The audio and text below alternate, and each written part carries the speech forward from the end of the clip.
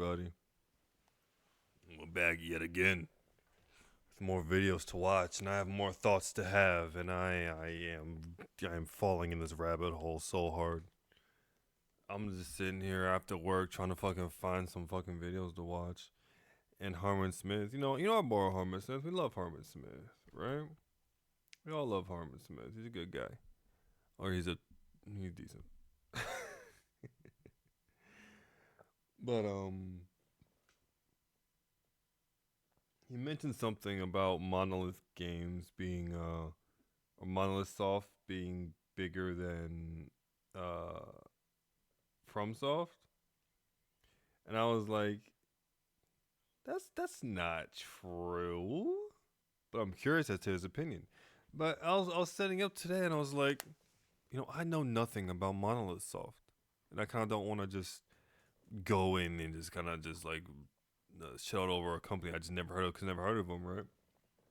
So I thought, let me do some quick research, like a little bit of background knowledge, maybe get my own like surface level opinion of them compared to FromSoft, and then take it from there.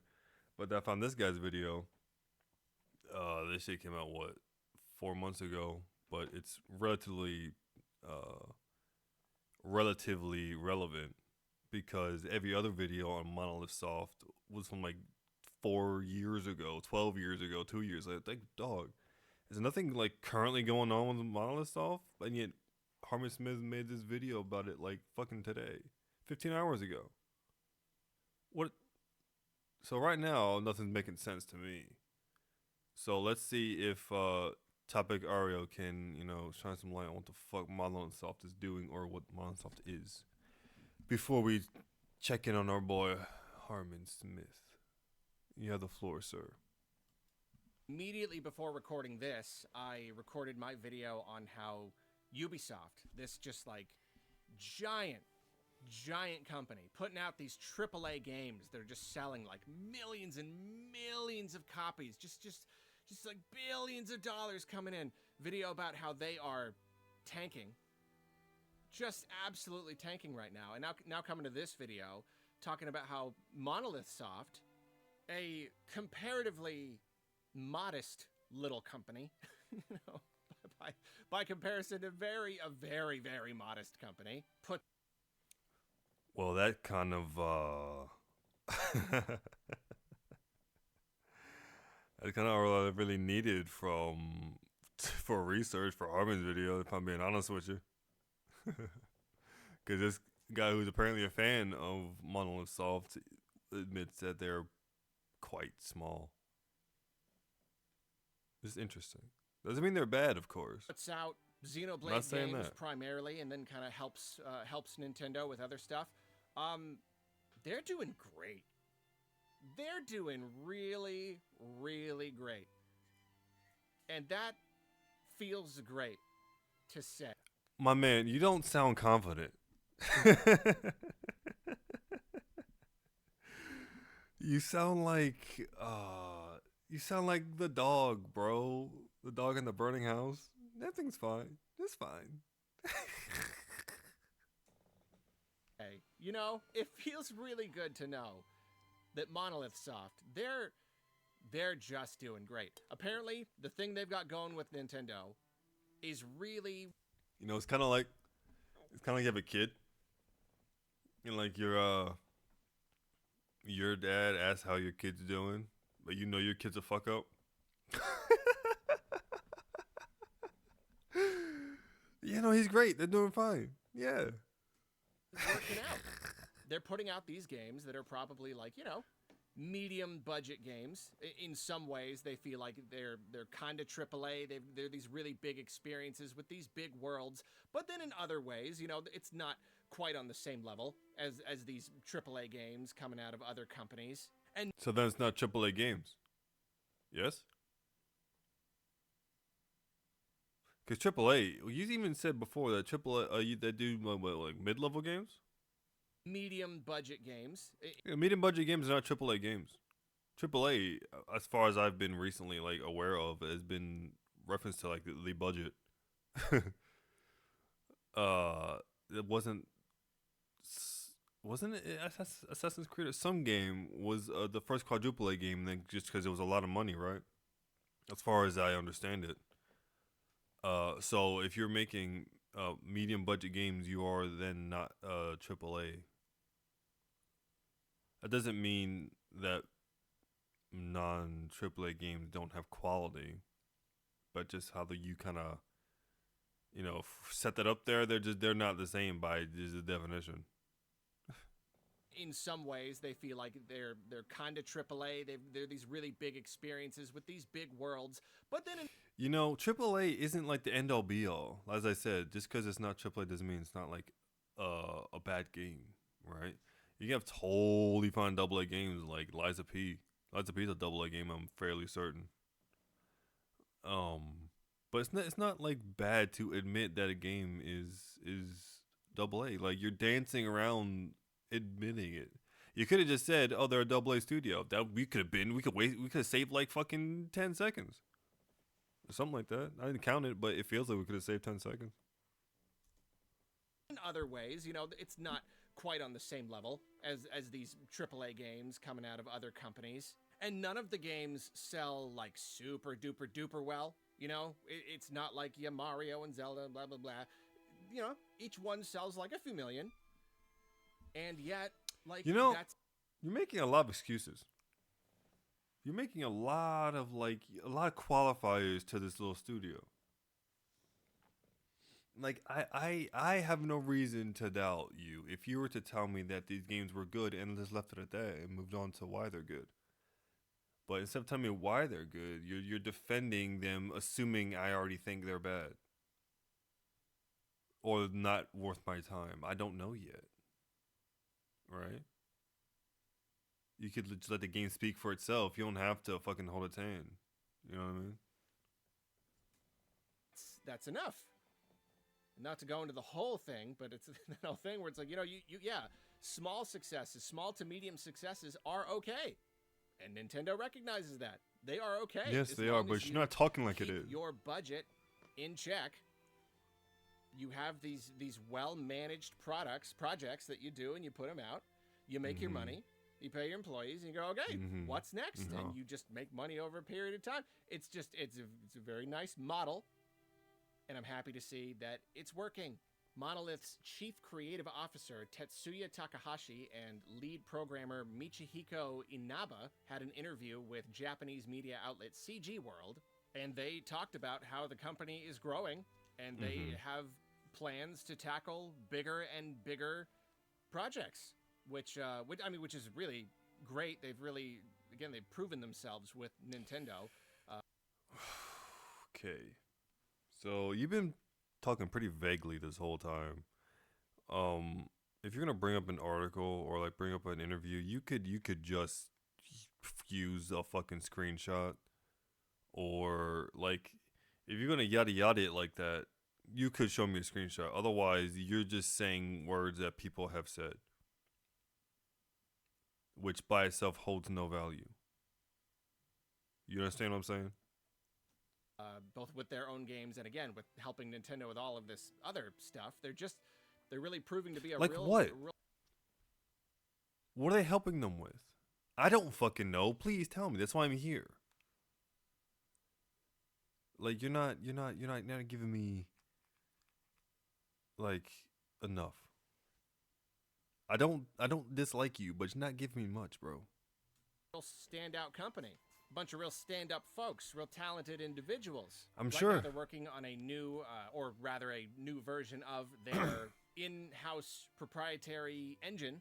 And using in-house engines is it's a very Nintendo thing. You'll see the random Yes, it is. project here and Yes, it there, is.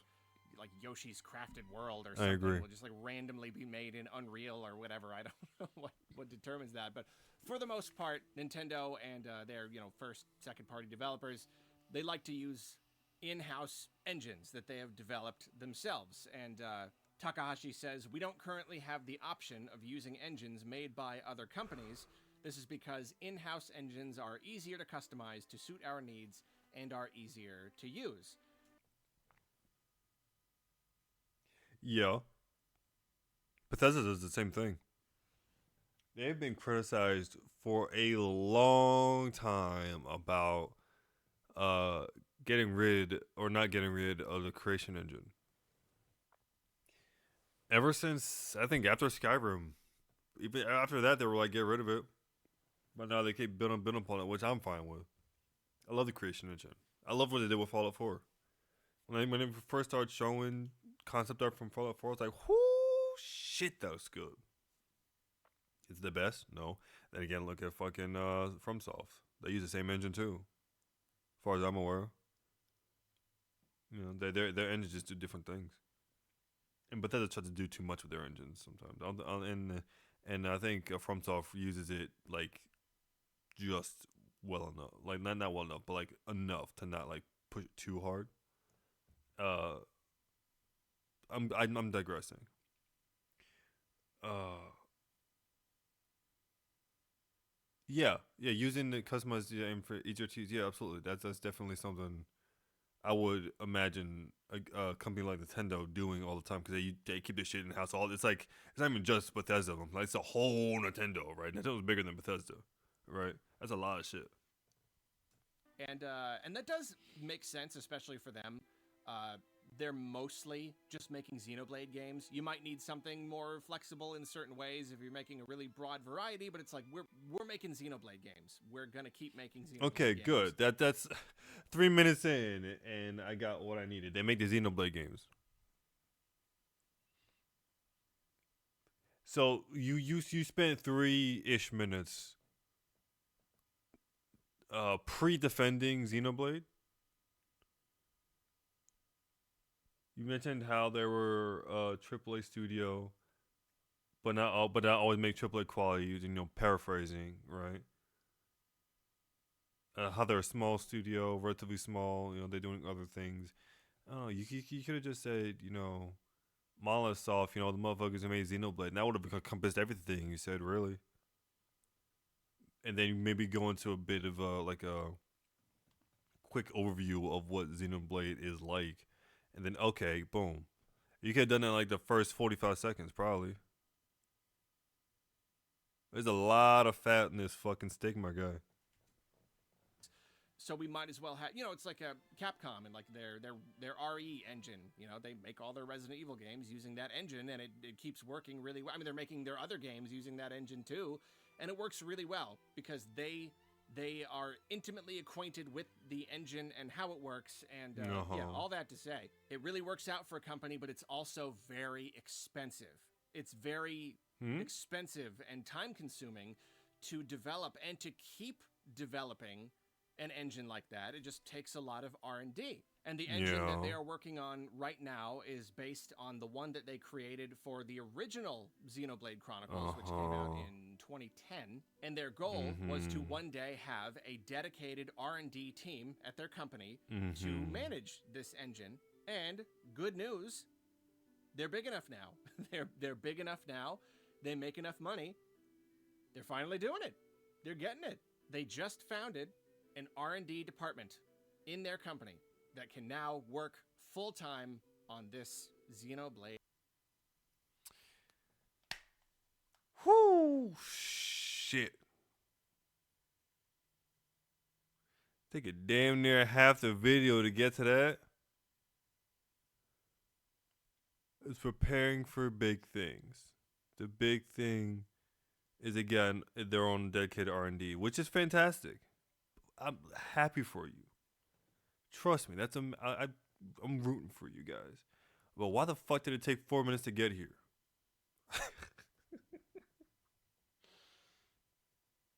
Like I said, you could led with like a small intro, saying that they're a small team.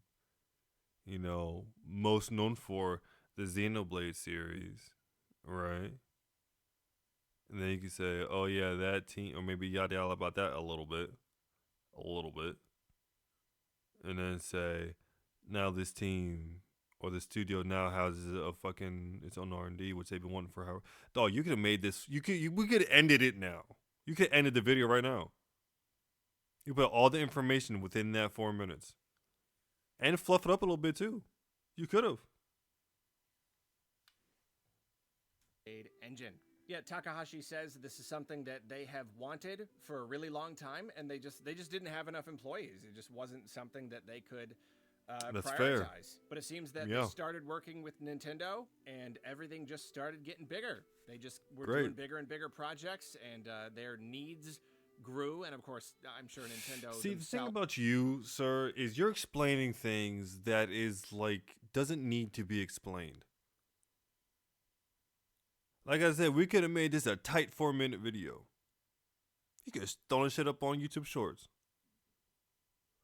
But like you spent a lot of time explaining things that I did not need you to explain to me. I don't need to know that their needs grew over time. Of course they did. What? Like, what are we talking about? This isn't. You're not telling me a story about how fucking Kingdom Hearts came to be. You're explaining like normal business. This shit happens all the time. All right. I don't dislike you, but I'm not subscribing either. I want to check these fucking comments. 60. I mean, shit. He got more comments than me. Fuck it. And he got more views. And you know what? I mean, still not gonna like though. So we did it, guys. Ours talking about Xenoblade. We never asked him about it ever again. I have a feeling he talks about Xenoblade a lot. Just a feeling. Oh, yeah, there it goes. Guys, talk about Xenoblade. Both of you made me laugh. Let's talk about Malos 2, the relation to Xenoblade for more than 2 minutes. It's not a drill.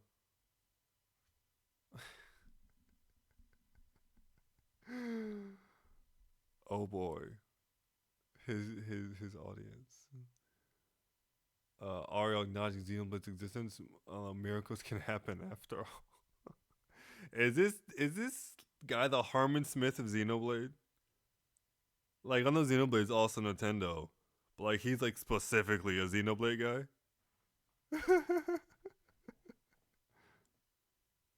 But the thing is, he's not saying stupid shit. He's not. He just has a lot of fat around what he's talking about. He could be like the quickest like short news guy ever about the small niche stuff going on in the industry. Because I'm not like trying to bash him for that, right? That's cool. Every little fucking group deserves their own little news channel. That'd be cool, right? And for me, but clearly he has an audience. Clearly he has fucking there's all this, right? But like if you're gonna pick something so like I don't know niche, man, you can cut that shit down shorter, bro. I'm new to the series. I have no idea what the fuck you're talking about, and I kept had to check myself, bro. I had to make sure we're still talking about the same goddamn. Well, you know what? Good luck to you. Maybe I'll see you again someday. But now, Mr. Harmon. Hey, our buddy Harmon. The thing about Harmon, I was thinking about this while I was looking up the other videos. The thing I like about Harmon is he's fun to talk to. Harmon's a fun man to talk to.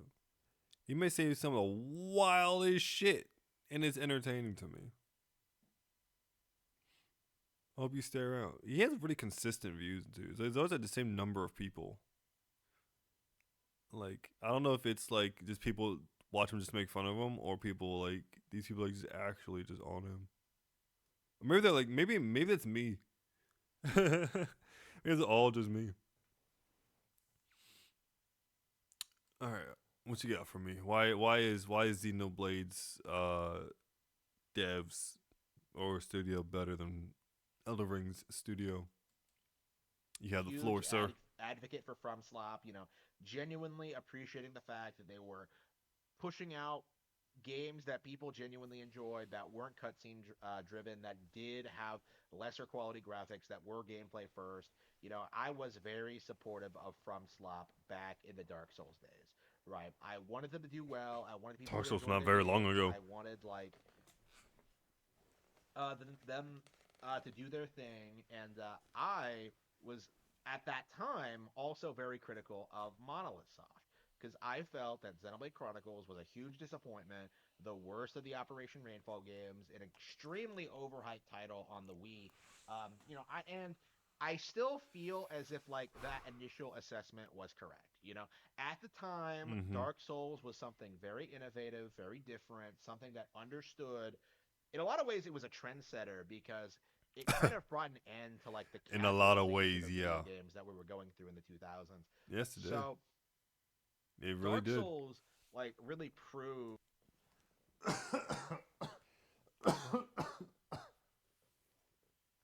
Sorry. He was kind of cooking, so I was gonna let him cook for a second. My bad, bro. Run that shit back. 2000s.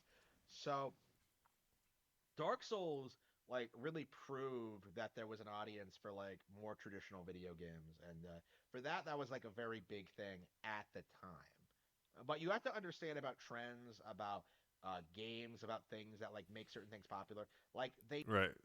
So he's not wrong, obviously. Souls in general is extremely popular because they bring the sweats out. Brings up that competitive nigga in you, you know what I'm saying? If you have that competitive nigga in you. Some niggas just don't. Like I said, some niggas still haven't gotten a Mogwin. Some niggas still haven't beaten the fucking Margit. Some niggas just ain't get that dog in them. You know what I'm saying? But if you have it within you, Elden Ring will bring it out of you. Or Souls in general will bring it out of you. Souls likes will bring it out of you. But like the closer children, the first generation children, not like the fucking. I'm not talking about the weirdos. I'm talking about motherfuckers like Mortal Shell and more motherfuckers like Liza P. Um, shit like that. Um, but other games do that too. Souls is just unique in that way. Well, there's definitely you can say about really any game. A lot of games will push you to such a challenge. Like, so I didn't start playing Souls until Dark Souls 2, right? Even then that was after Dark Souls 2 came out, like forever. Like it wasn't even immediate. I just kind of randomly picked it up one day. But Call of Duty, uh, the first Modern Warfare, as well as a bit of Ghost Recon Advanced Warfighter too. That was my first military shooter like I played live. But I remember Call of Duty 4 more because I played that one a lot. That was my fucking training ground, bro. Holy shit! Like looking back at myself then and looking at myself now, like, I wish I had clips of myself back then. Oh my god, that'd be so interesting to watch. But Call of Duty, Halo, and a lot of shooters have the same competitiveness drop to it. It's just in a different skin, right? Because you will die a lot in Call of Duty, a lot in multiplayer games. You will die a lot, especially if you're new to shooters in general. You will die a lot, but you will respawn and keep going again and again, and you're playing a loop just like Elden Ring or just like Souls in general. But the thing about Souls is Souls' loop is not as immediate, right? It might feel like a long time when you're playing Call of Duty, but when it's between death and spawn, it's not really that long. It's really not compared to having to die to a boss and then walk all the way back to that, right? It's not the same thing. That's why it feels different. But the core, bringing that dog out in you is still is present in other games, right? I'm not sure why Elden or Souls specifically has a specific kind of dog. Like say Call of Duty is a dog, uh Souls is like a Cerberus, right? I think that would be a fair measurement. that doesn't necessarily mean it's good, right? And I do think So I run that shit that, back, nigga. What? and for that, that was like a very big thing at the time. But you have to understand about trends, about games, about things that like make certain things popular. Like they that doesn't necessarily mean it's good, right? And I do think All right. popular equals good. Or infamy equals not good. Right? You be popular, but your popularity could be your infamy, right? And that's not good. That's not the same thing. Right? People play bad shit. People watch bad shit just to watch the hate play. Right? That doesn't make it good. But also, hold on. Let me just make sure I'm getting this right in my head. I'm a little high. Hold on. Understand about trends, about games, about things that like make certain things popular. Like they that doesn't necessarily mean it's good. Trends don't make things popular. I think that is a definition of a trend, sir. Because you have to be popular to trend in the first place.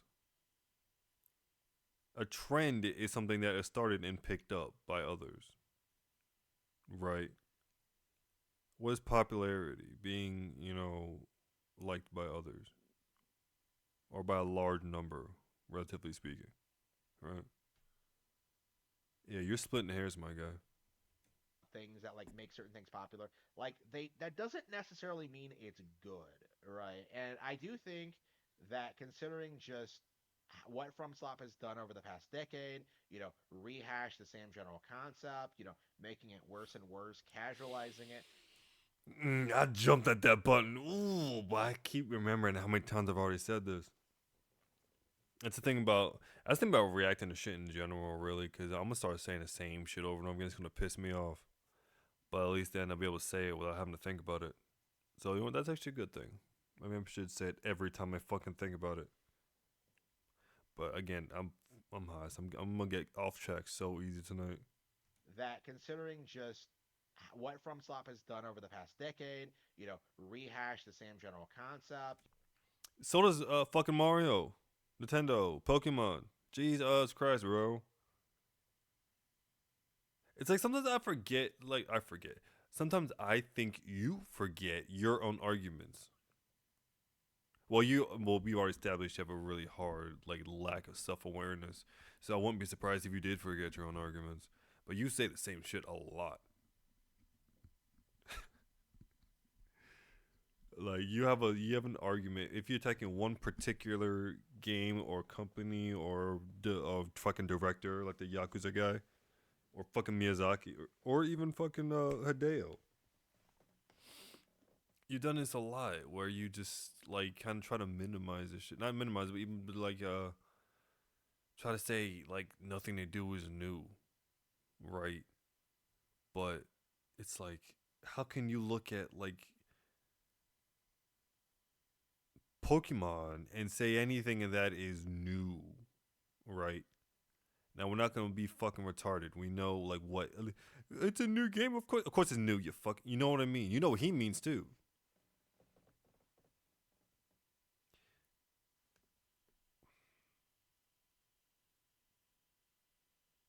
I would say something to you,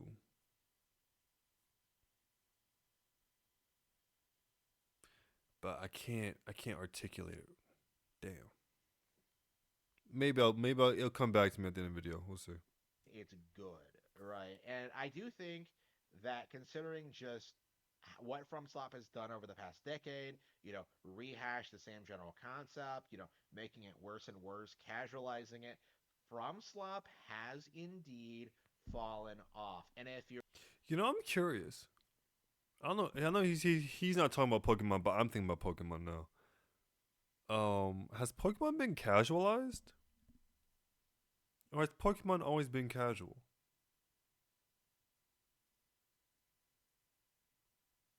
Cause Pokemon can be fucking difficult, especially if you're a kid trying to learn how baby's first RPG and shit, like types and whatnot, and But I do feel like the older games were harder, but then I haven't played anything new in a while. I think the last new one I tried was on my cousin's ex's Switch, but I forget which one that even was. It might have been Pearl, or it might have been Black or White. But yeah, they didn't feel as hard. At least the beginnings didn't feel as hard as the other one. God, I'm getting off track again. you're a It's gonna be a younger long player, fucking night. if you're someone who didn't grow up with Dark Souls or play it when it first came out, like you will understand you cannot understand just how much of of a regression something like Elden Ring actually is. There's no Oh innovation, my there's no god. growth, there's no A regression. Sir, do you know what the word means? understand you cannot understand just how much of of a regression something like Elden Ring actually is. There's no Wow. innovation, there's no growth, there's no change. It's the same exact. I want to know. I need to know what you consider to be evolution in gameplay styles and mechanics and all that because I cannot help but think of Pokemon. One could argue that they make 150 new, or I don't know how many new ones they add per generation nowadays. I really stopped fucking keeping track a long time ago. But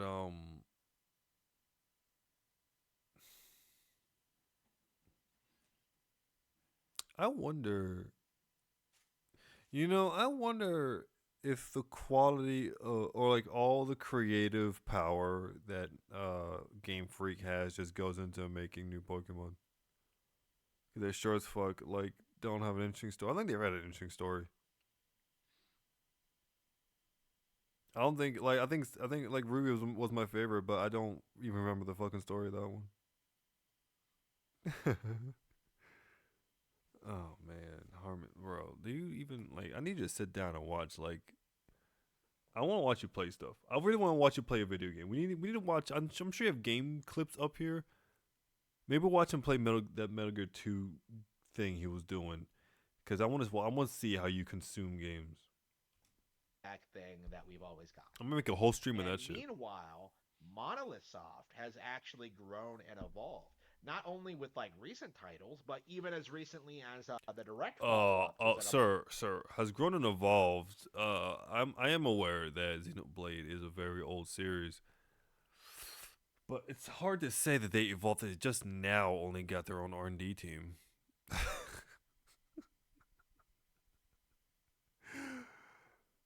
uh, Evolved. You know what's evolving? Is breaking into the mainstream game and all that stuff. I cannot tell you the last time I seen the fucking Xenoblade game at a Game Awards show. If I'm being completely honest with you, I don't think I've ever seen a fucking Xenoblade game at a fucking Nintendo showcase, as far as I can tell. Last I remember. Of course, to be fair, I don't really watch them like that, especially since E3 broke up. I don't watch Nintendo. Actually, I would skip Nintendo's day. Honestly, when it even was E3, but still, I don't see the evolution.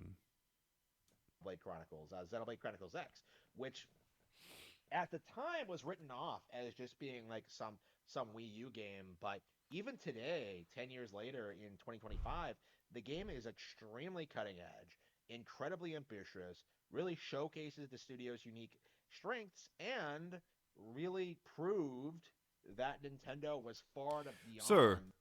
sir, if you're going to talk about unique strengths, I would like at least one example. Cause if you're going to say a game is unique, I like unique shit. Everyone likes unique shit. Give me an example. Like, is their day night cycle cool somehow? Like how you can change it in fucking Sea of Stars for like puzzles and shit. Is it like it's like Baldur's Gate 3 where you can fuck a bear? That's pretty unique. What other studios were doing. Like this was an open world RPG that stopped other open world RPGs.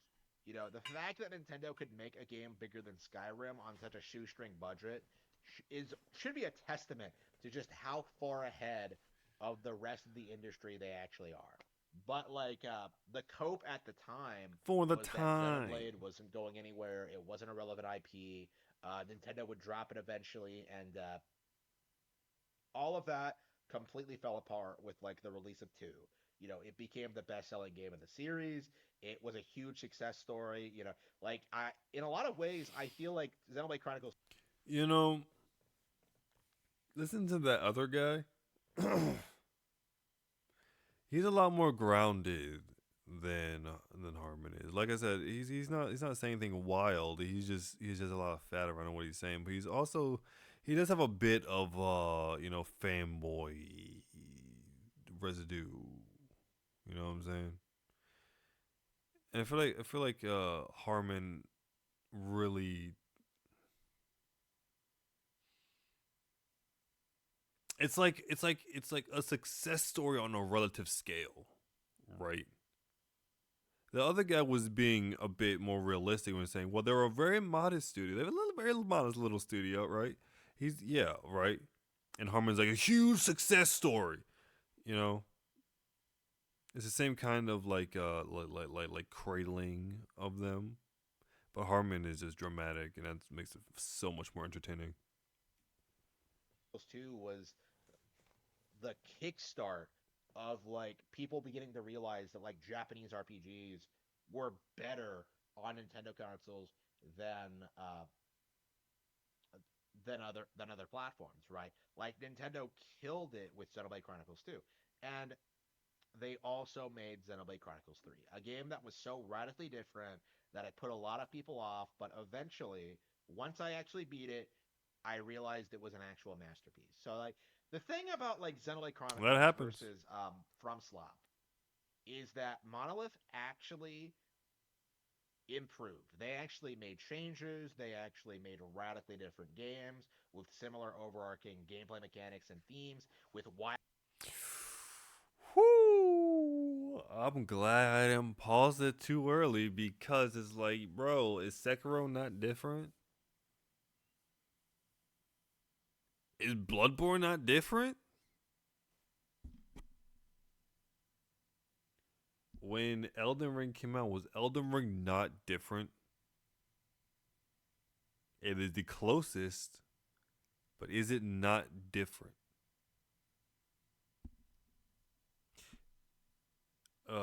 Fucking Armor Core 6, unless we're keeping it in line with the Souls games. And I mean, I would definitely call Night Ring different. Again, it is the closest to Elden Ring, which is the closest to Core Souls. But yeah, that's definitely different. That movement is definitely different. And the looting. Oh, no, that's different. That's different. That's different. That is different. I can use broad language too, my guy. But yeah, that's true. They are different. wildly different characters with like wildly different environments and God. tones, right? They did a lot to evolve from like the original Xenoblade Chronicles. Whereas FromSlop has just been doing the same tired thing over and over again to the point where like Elden Ring's plot feels like a rehash of Dark Souls. Like, ooh, you're a guy.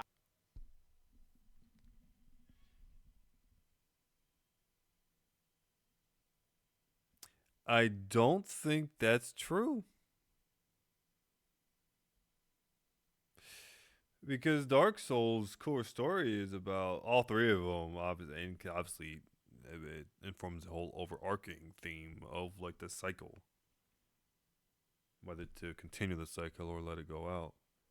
Well, either way, the cycle will continue regardless of what the fuck you do. Elden Ring is a family drama. That's not the same.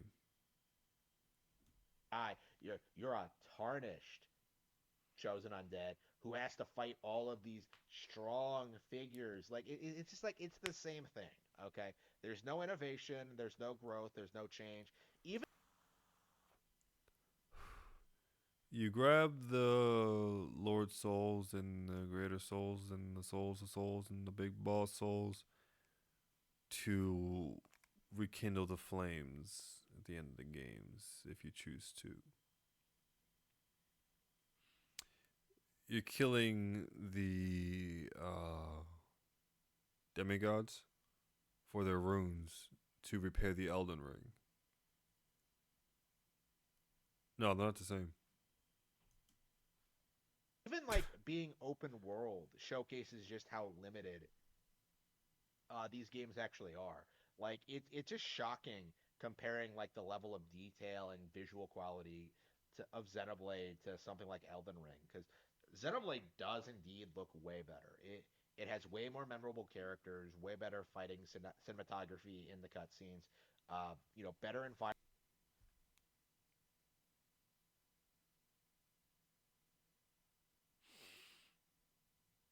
Did you say Elden Ring or Souls? Because Xenoblade does indeed look way better.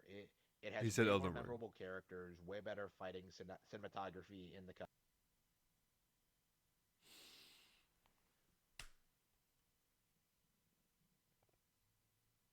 I have not seen Xenoblade's cutscenes. Obviously, Elden Ring does not have a whole lot of cutscenes. I don't know. That Melania fight goes pretty hard. I'm going off ignorance, but if they very well could be. I mean, they probably have more examples to go off of. So it's like, if the only one I can think of is the Melania Radahn fight, then like, I mean, he might have a point. cutscenes. Better better environments in general. Like Xenoblade Oh, just that's listen.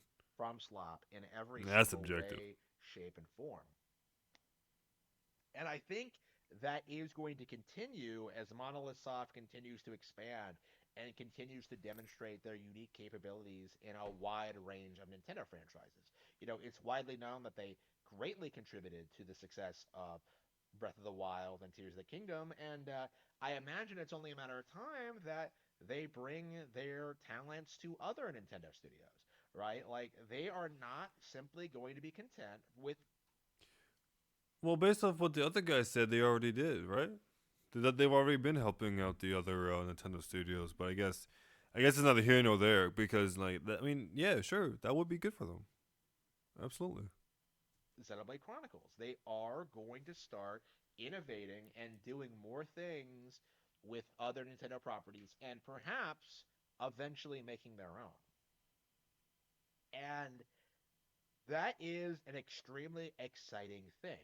Fans understand the potential that Monolith has exhibited over the past decade. FromSlop, in comparison, is coasting along on their reputation. It feels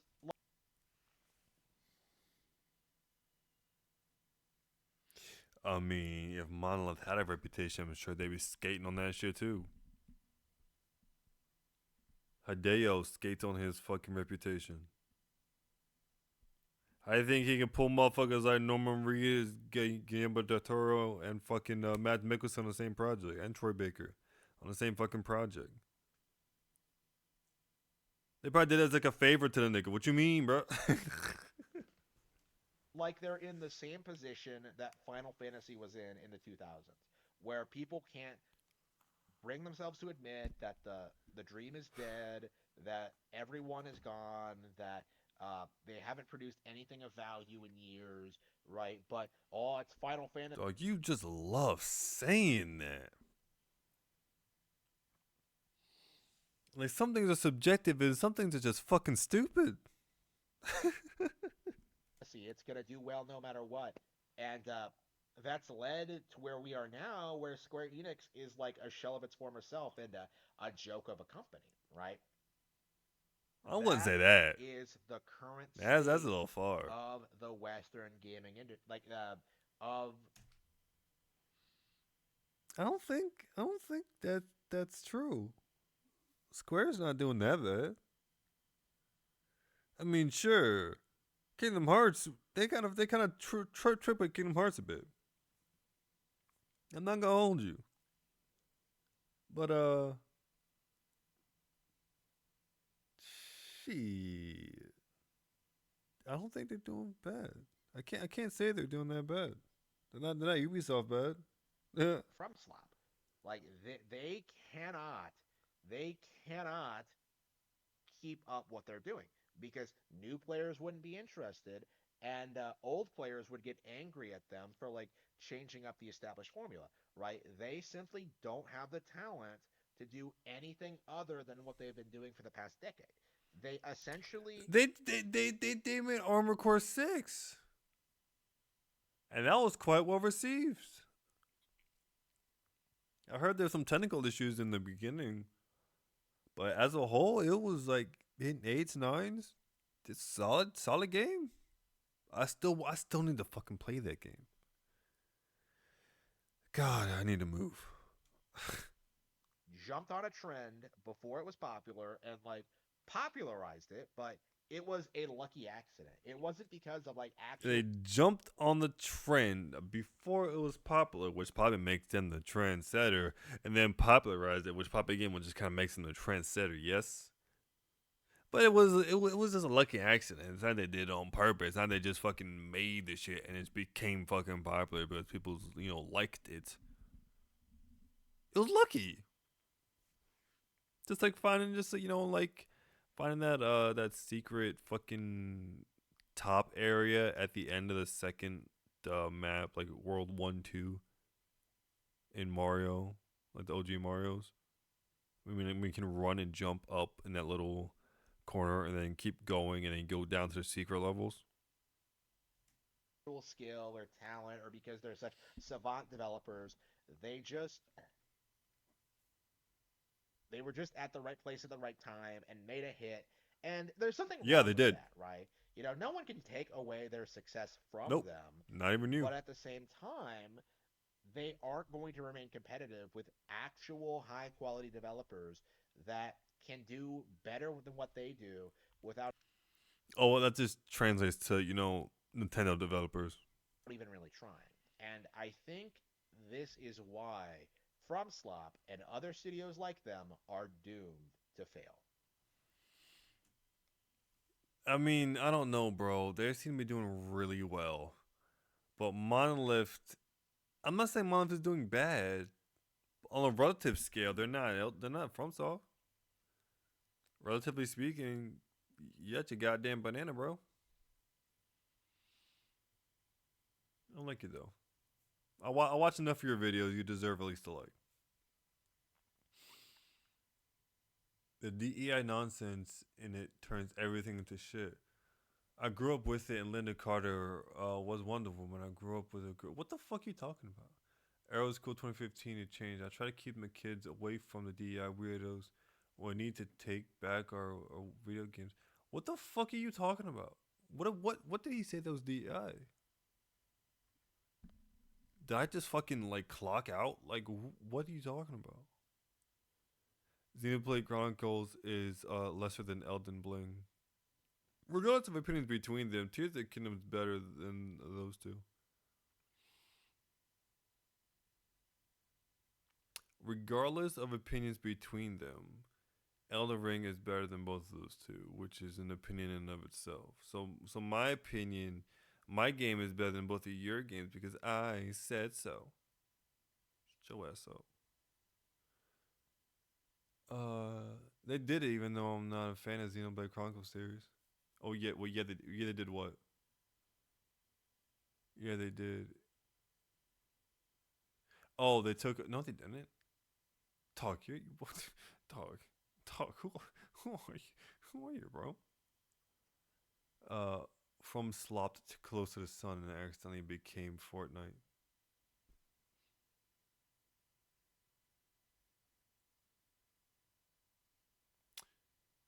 From slopped too close to the sun, and accidentally became Fortnite.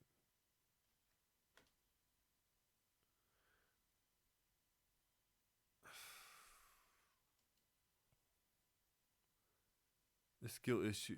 I'm not talking about it. You're not worth that rant. If someone makes a video, I'll do that rant. But you don't deserve that rant. Saying Elden Ring is beginning and end is like saying FFX was beginning of in the end of. Fuck. Wait, beginning of the end. Elden Ring was beginning the end, like saying FFX was beginning of the end. I don't know what the fuck FFX is. Final Fantasy X. Okay, well I don't get that joke. Okay, skill issue. It probably is a skill issue, but I don't know who the skill issue is for. What's this for? I almost gave you an accidental like. God said, "Wait." You don't even know what you're talking about. I don't know what you're talking about either. Yeah, Stumpy hates Elden Ring and Baldur's Gate because it's beyond. Wait, because he's beyond trash at them. Yeah, so yeah, the skill issue, dude. Cope harder. You go, cope harder for your girlfriend. Oh, for your girlfriend. Oh, okay. You need to stop liking your own comment. It's embarrassing. Did he like his own comment? Can you prove that? I don't know how I can see that someone else liked his comment. How can you see that someone liked his comment? Interesting. Anyway.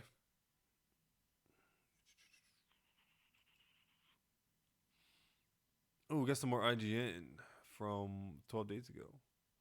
Last of Us Part 3, Unlikely. Nine Dogs, Neil Druckmann. Hey, look at that. Almost 4 minutes. See, first guy, you can learn something from IGN. Dance's Marvel 1943 Rise of Hydra, and Nintendo wins yet another lawsuit. This is your daily fix. Look at lawsuit. We got Drake out this bitch? Okay, that's so annoying. Please stop. All right, let's get right into the news. And there's one thing I really hate. It's not an IGN thing. It's a thing in general. I really hate long intros. I try to keep whenever I do decide to fucking put an intro card in my videos, that's like what, 9 seconds? And my end card's 8. It's not too bad, but sure as hell not that. News. Now, speaking to Variety, Naughty Dog's Neil Druckmann gave us an answer on when we can expect a follow-up to The Last of Us Part 2, and it might not be a response you were hoping for. Quote, I was waiting for this question. I guess the only thing I would say is don't bet on there being more of Last of Us. This could be it. Wow. That's pretty That's pretty blasé about you, Neil. I thought you loved The Last of Us. Why you being so like? First of all, you kind of sound excited. It might be the way the guy's reading it, but like, why are you waiting for this question? Why don't you just say it? Don't bet on there being more Last of Us. That's kind of sad. I don't give a shit about The Last of Us, but those fans have been fucking. Oh my god, those fans need a home. Them motherfuckers are refugees, guys. We need to find these motherfuckers a home. We need to do something for these motherfuckers. I swear to God. Don't bet on there being more of Last of Us. This could be it. Now, there's not a lot to parse through from that brief statement on The Last of Us 3, but yeah, there's not. What we could glean from Druckmann's statement is that regarding the release on more content outside of what we know of, such as the upcoming Season 2 of HBO's The Last of Us, there's no future plans of revisiting the property with a new video game sequel. It's a shame, but it's nice to know that those beloved characters have a definitive... Oh, shit. Is it cheaper to produce a show than produce a game? ending to their stories in part 2. Now, fans of the franchise who are looking forward to going back to The Last of Us will just have to experience it through Season 2 of HBO's The Last of Us, which will focus on the events that play out in Part 2 of the game. And what we know of the HBO series, both Craig Mazin and Neil Druckmann have planned to split Part 2 into more than one season for HBO, with Mazin saying it'll likely be 1 or 2 more seasons of the show. Now, he went on to say to Variety, quote, "It's getting harder to make because every episode gets big. You don't want to wait 4 years for a 17 episode finish or whatever it is." Now, while we 4 years for 17 episodes? That doesn't sound right. What the fuck happened? Fucking Supernatural had 15 seasons. What the hell is going on with this show?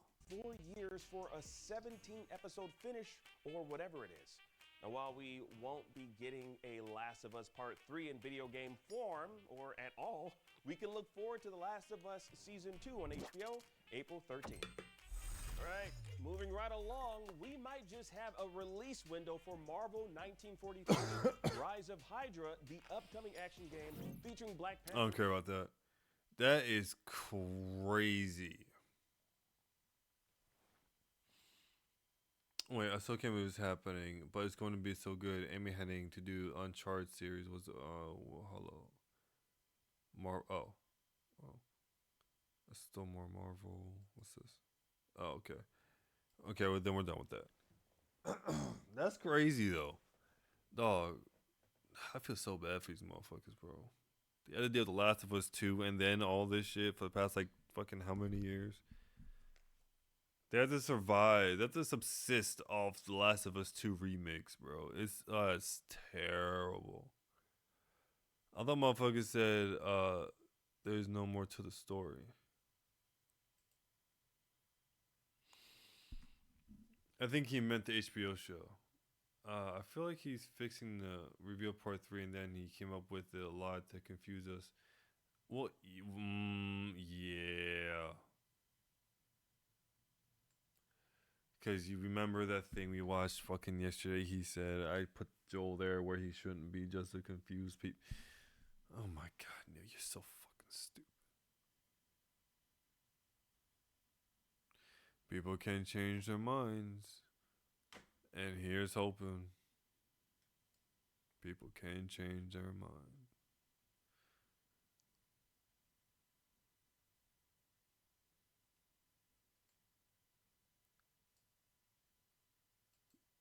He loves misleading people.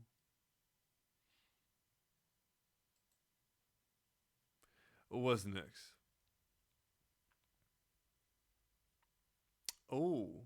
Oh, we got a new one. We got a new fanboy, guys. We jumped straight from fucking not Harmon. We went from Harmon to Dreamcast guy to, was there another fanboy type guy? I don't remember. But now we got Portal Rock. This guy's a huge PlayStation fanboy. You can even tell by this fucking title, bruh. New it's going to flop. Will flop 4 days ago. It will. With an exclamation point. Exclamation. Alright. Let's see what you got, Mr. Portal Rock. 6 minutes. Not bad. I might watch the whole thing. Grand opening. Ew. Oh, ew. Ew. Stop it. Stop that. What the fuck? That bothered me so much. I didn't even hear what it was. Welcome, my friends, my family, my fellow gamers. Your only friend these YouTube streets, Porter Rock 77, back with another video. Jez Corden of Windows Central has leaked information stating that Microsoft plans to release a new handheld in partnership with Asus ROG, and it's part of a project called Project Kennen. Not Keenan, Kennen. Now, this is a Windows platform, and I could show you an idea. So a Windows-based handheld similar to the Asus ROG. This is the company they chose to partner with. Now, this is something, not exactly in terms of handheld, but this is something that I mentioned before in terms of Microsoft's potential strategy and what they plan to do in the future. Now, in reality, this... Didn't I mention when I first talked about this that it will probably come with fucking Game Pass anyway? Like, why would you get this without having Game Pass? It'll probably come with Game Pass anyway. Boom. Now, this is still probably... Oh, wait, this is for the ROG Ally. Oh. Wait. Okay, I don't know if this is real. No, I'm not gonna geek out over this. I don't know if this is real, but this looks cool if it is real, and this would make sense, a lot of sense. Device is pretty much, you can say, is the Asus ROG. It is just off the shelf common hardware that Microsoft plans to do, and I think it's going to carry over to their I'm sorry, I console was coughing hardware because I'm trying to that get high to listen the to you. Asus What? ROG. It is just off the shelf common hardware that Microsoft plans to do, and I You think can it's going you to carry can say you pretty can much, say you can say is this device is pretty much you the can Asus say. ROG. It is just off the shelf common hardware that Microsoft plans to do, and I think it's going to carry over to their console. Um, I'm not about to do research on the Asus ROG, but is that a bad thing? I can't logically imagine that being a bad thing. Okay. I'm also not gonna pretend I'm in the realm of PC hardware type shit or other type hardware news, like niche shit like that. I'm not. But let's say, for the sake of argument, that the Asus ROG is this common hardware, off the shelf, whatever thing, right? Maybe between like what 250 and like 450. I don't know. That doesn't make sense to me. I don't know. So, what makes you think that partnering with somebody else to make a new thing will not have that new thing be better than, or at least comparable to that thing there, to this product you're assuming is going to be like? Is it because you have no faith in Xbox, or you have no faith in either one of them? I'm betting it's Xbox, but I could give you some grace and think you might got some shit with Asus too. I don't know. I can see this handheld being the test bed for that strategy. Now, I mentioned in previous videos Yeah. when I talked about this that the advantage for Microsoft is they're trying to get out of the hardware business. And what I mean by getting No. out of the hardware business is trying to make these custom consoles See, fucking Dreamcast guy, how does he know that but you don't?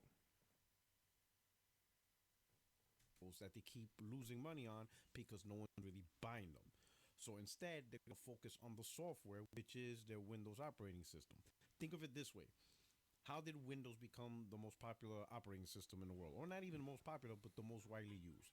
It's because it's on every Nigga. device. Let me sip my motherfucking water, okay? Run this, run this, run it, run it, run. System in the world, or not even the most popular, but the most widely used.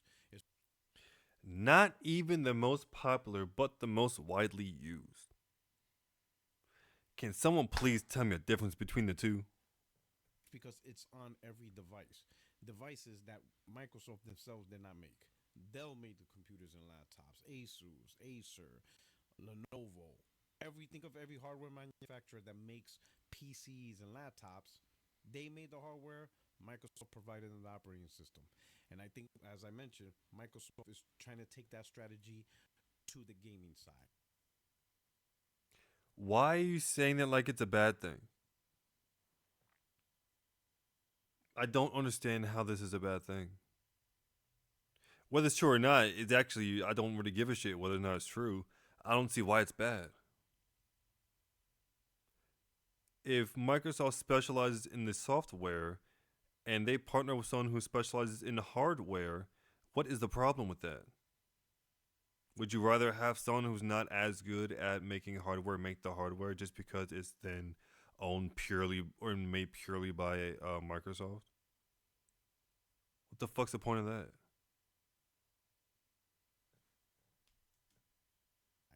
And I think they're going to start with the handheld because that's probably the least volatile out of all the hardware peripherals that they would make. It's pretty Yes, simple.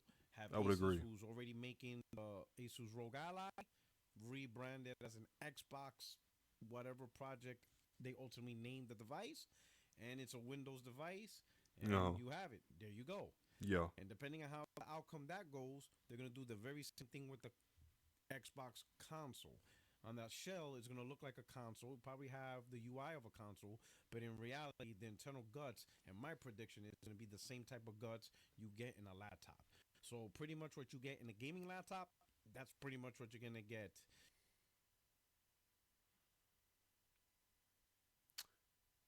So you're telling me, or you're, assuming that, say, this partnership with Asus, I believe the company's name is. I can't remember. I'm a little high. Is successful. Them handling the software, Asus handling the hardware, and partnership on design. Burn that Xbox, rinse and repeat with the next generation of consoles, having Microsoft focus on the software, having whoever the hell focus on the innards, but those innards being built by PC guys. What is the problem with this? I'm missing something. Please, am I missing something? Am I just a little too high? Like what? In an Xbox console. And if you played on a gaming laptops before, I have one. They're not good. Gaming laptops are not good at all. But why would Microsoft? Good, it depends what you need it for. I could play Minecraft on my laptop, my shitty like 5-year-old laptop, if I wanted to, and it'd play perfectly fine. If I was playing Balacho, I could play perfectly fine. What do you need it for? And no one in the right mind would pick up a gaming laptop to play Call of Duty. That's insane. You could. I wouldn't suggest it. But then again, you're assuming this product is still going to be bad.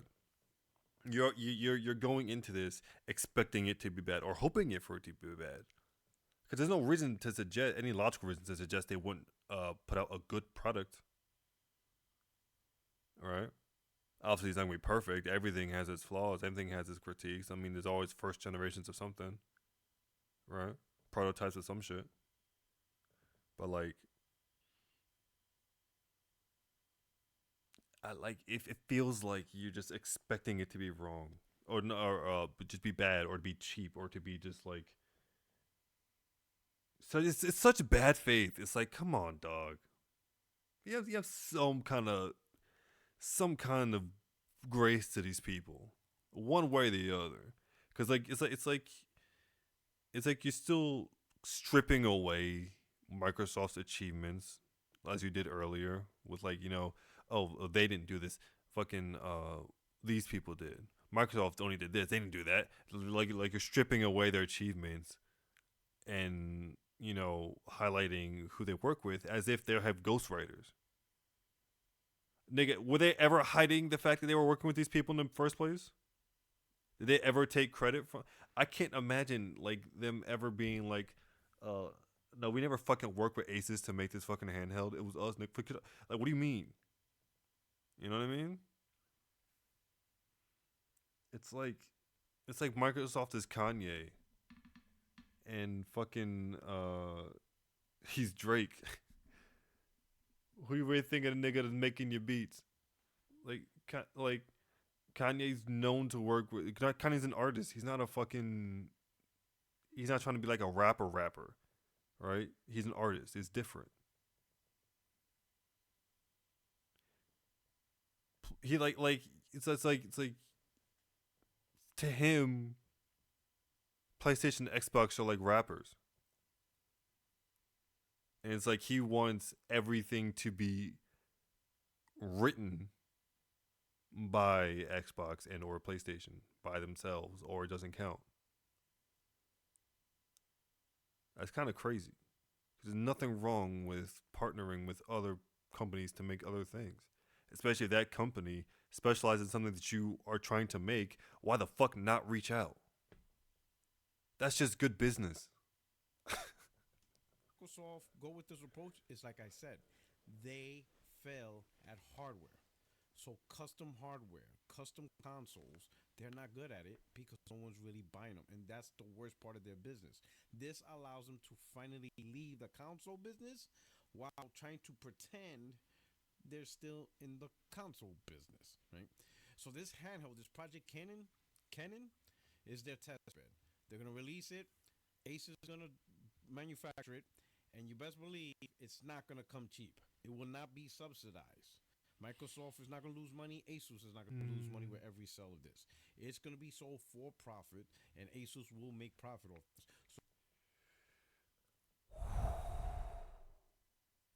So Okay.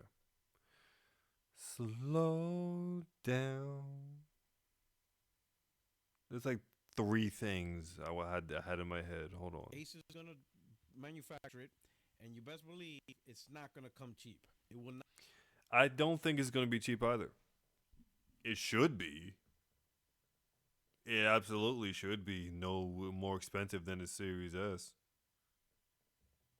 Like ideally, it would be as expensive as a Series S. Like, well, not ideally. Realistically, it'll probably be around the same price as the Series S. But I could seeing it be around 450, depending on what it comes with, or depending on like how hard it's built. Because if you're getting essentially like something as powerful as maybe, I'm not sure what handheld shit can do. I'm not big on handhelds though, because I'm not sure how big. Like say if it's stronger than a Switch 2, or actually, you know what? I'm not gonna speculate because I don't know, but I can't imagine it being anything near like 400 off rip. Not be It subsidized. it should be low. If they want it to be, especially if it's like a first generation thing, shoot that shit low. Slide it into people's pockets, bro. Don't even fuck around with that. Because if it's expensive and like there's a lot of fucking shit wrong with it, that's not gonna look good. There's a lot of shit wrong with it, but it's also not that expensive. It's easier to take these L's, right? Microsoft is not going to lose money. Asus is not going to lose money with every sale of this. It's going to be sold for profit, and Asus will make profit off it. I just hate the phrasing. Like, you're not wrong, obviously, but like, it's, yes, obviously, you're not wrong. It's sold for profit.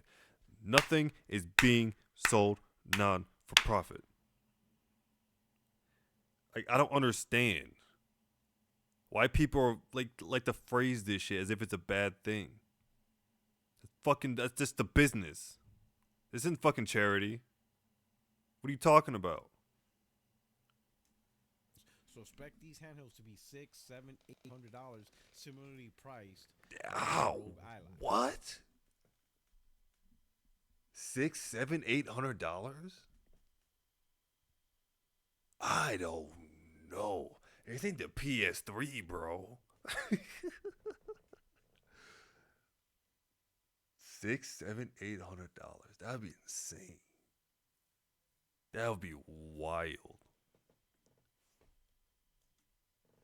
Now, another thing that's been mentioned, and by Jez Gordon, is this will not be backwards compatible with your library games on the console. Now, if you bought your games on, the Windows Store and stuff, then yeah, pretty much, if you could play it on PC, you'll be able to play it on this device. But that's about it. But some of the backwards compatibility. Don't you ever. Please tell me I was just not paying attention. Please tell me I'm just not paying attention. This will not be backwards compatible with your library game. $700, $800, similarly priced as their Rogue Ally. Now, another thing that's been mentioned, and by Jez Gordon, is this will not be backwards compatible with your library games on the console. Now, if you bought your games on, the Windows Store and stuff, then yeah, pretty much, if you could play it on PC, you'll be able to play it on this device. But that's about it. But some of the backwards compatibility games that can only be played on the console, that's not coming after. That's not good.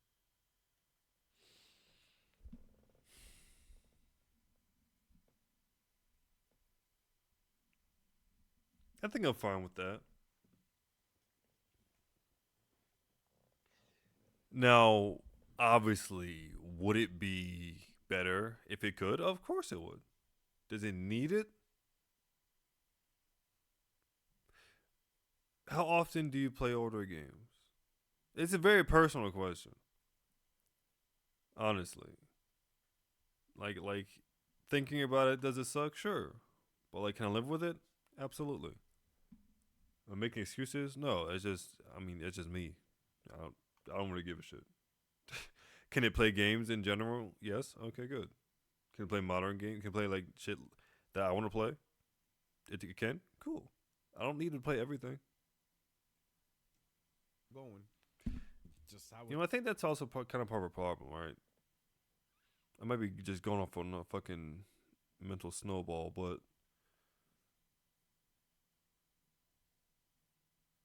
never mind. it is. I'm too high for this. I mentioned this before. The Xbox community really should focus more on their future with the brand. Really ask themselves if Microsoft's trustworthy with hardware going forward, and make the decision: is it really worth staying on Xbox? You know, maybe PC is the way to go for you guys. Maybe not. If Game Pass is what you like, and you still have, You know, I mean, it's a fair question to ask. Ask yourself the question. Go ahead. See what you find. I mean, I've been on Xbox since 2007, or whenever the hell Gears came out, or whenever the 360 came out, like between 2006 and 2007. And I mean, of course, this has up and downs. Been through the Xbox One era.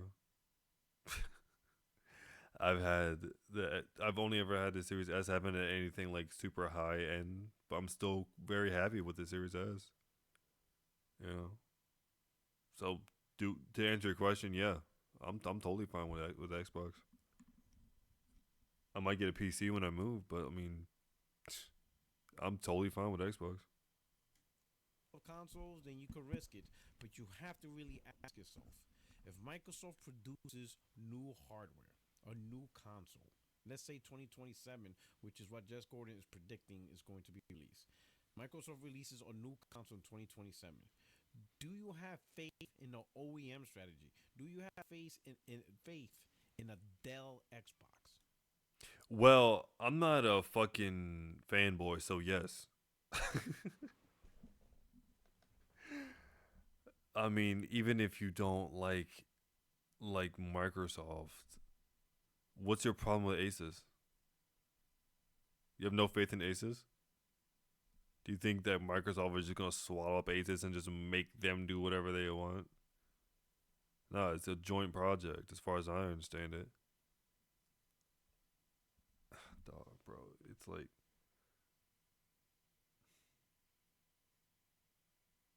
I wonder if you try to make these things like sound bad, or do you genuinely think the things you think are like good? An Asus Xbox, an Acer Xbox, Yeah, a let's just Lenovo try it. Xbox. All these That's the thing about Xbox. They're trying something new. They're trying different things. Right? Not everything has to be successful. Not everything's gonna be successful. But they're trying new things.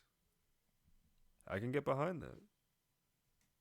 randomized OEM Xboxes with different configurations and different specs. Do you really think your Xbox is going to be an optimized console like the traditional consoles? And how long will these OEM companies continue to make them? Because they could, sure, they could start out like, yeah, Lenovo, Dell, and all them. They launched the first Xbox, maybe a second one, but then they realized hardly anyone's buying them, so it's just not worth manufacturing them. And how the updates are going to be, you know, are they unison, different configurations? Pretty much, they're all PCs. Shit.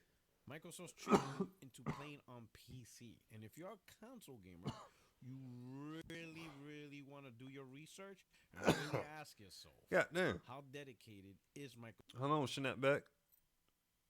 to the No, shut up. Sorry, I was coughing.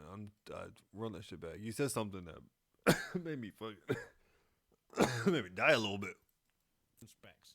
Do you really think your Xbox is going to be an optimized console like the traditional consoles? And how long will these OEM companies continue to make them? Because they could, sure, they could start out like, yeah, Lenovo, Dell, and all them. They launched the first Xbox, maybe a second one, but then they realized hardly anyone's buying them, so it's just not worth manufacturing. Oh yeah, that. And how Weren't you the one who said? Yeah, you said it like 4 minutes ago. Microsoft is moving out of the console space, the hardware space. That does not mean they are like exiting. Obviously, they leaked in. You know, not to, I mean, obviously this handheld's hardware. Duh. They're making the consoles for 2027 or what the hell, 2027. But it's more like they're shifting focus. They're shifting more on Xbox everywhere rather than just the console, right? As I mentioned, like probably a stream or two ago, they want to.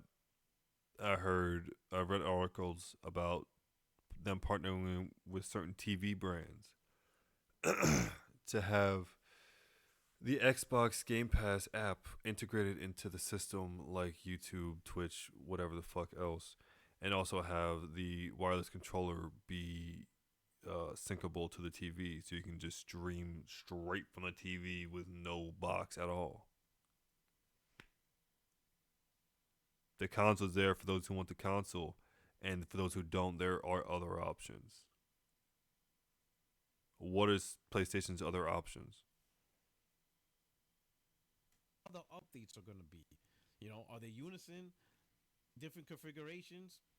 Pretty much, they're all PCs. Microsoft's tricking you into playing on PC, and if you're a console gamer, you really want to do your research and really ask yourself, how dedicated is Microsoft to the console? Microsoft and PC have been close for a very long time. Anything they do together is should never be a surprise to anybody. First of all. Secondly, I need to remember what the fuck else you said. I let you talk too long. Console gamer, you really want to do your research. Pretty much, they're all PCs. Microsoft's tricking you into playing on PC, and if Microsoft is not tricking you into playing on PC. Microsoft is like opening the door, like strengthening the bridge, one might say. Perhaps blurring the lines. But I wouldn't say tricking. Because tricking involves, like, you know, some kind of negative underhand deceit or some shit. Like, making it seamless, not quite the same as tricking. You know what I mean? I'm not sure if I said that right, but, you know. if you're a console gamer, you really want to do your research and really ask yourself, how dedicated is Microsoft to the console? Or just they're trying to find an easy way out? But that's a question for you. What is to the ask problem with an yourself easy way? and to make You know what? I forgot who I'm talking to. I'm not like a console warrior. I keep forgetting ooh, the context around this man's arguments. He's a console warrior guy. So whenever he says how dedicated Microsoft is to console, I'm like, I don't give a shit. As long as it works, as long as it as long as it continues to do what I need it to do, go ham, bro. You want to make fucking Game Pass something to watch? Sure. How's it? Is this still working over here? Good. Okay. Good. Yeah. Whatever. As long as the main thing is still going, whatever that main thing is, I'm fine. Yeah, I can leave that last. I don't care about that. No, you're not gonna subscribe or like or downvote. See, no, this is I'm gonna give you this is a good first video, first watch of yours. So you know what, we'll keep you at neutral. An OEM strategy is definite failure that's been tried. I'm not sure what OEM strategy is, but I don't know. It doesn't sound like I don't know what the acronym means, but we don't need a handheld from Microsoft. We need Nintendo for handhelds, Sony for consoles. Nothing else is needed.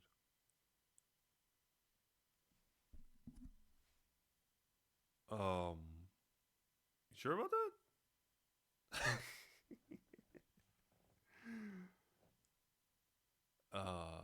You know what? We don't need a handheld from Microsoft. We need a Nintendo for handhelds. I could agree with that. It's only for consoles. I may agree with that, but Microsoft for games. Microsoft publishes. Sony creates the hardware and the studios, and like obviously they share studios. They give the studios to the producers, right? So they have those PlayStation studios just under Xbox's banner, but they just producing all the games. Sony produces all the consoles and hardware. Nintendo produces all the handheld shit. I don't know. I'm just fucking rubbing two brain cells together. I have no idea. Of course it will flop. It's so unnecessary. I don't think it'll flop. But I don't think it's necessary either. I think it's cool. That's good enough for me. Bitch. So it's just another Asus ROG handheld with the Xbox logo slapped. I don't know.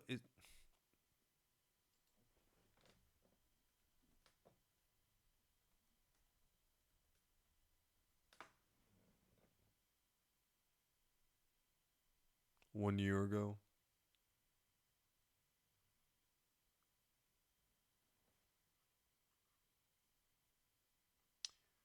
One year ago, 1 year. All right.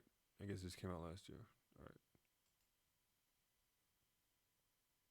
Hello everyone, it's SpawnPoint and this is the ROG Ally, which is a new handheld games console from Asus. And let me start by saying this thing is an absolute beast. Now, unlike some of the others out there that only allow you to stream your games, this will let you download and play them offline. That includes PC games from the Steam and Epic stores, as well as the Xbox Game Pass library. On top of that, as it's running Windows 11, you can install the...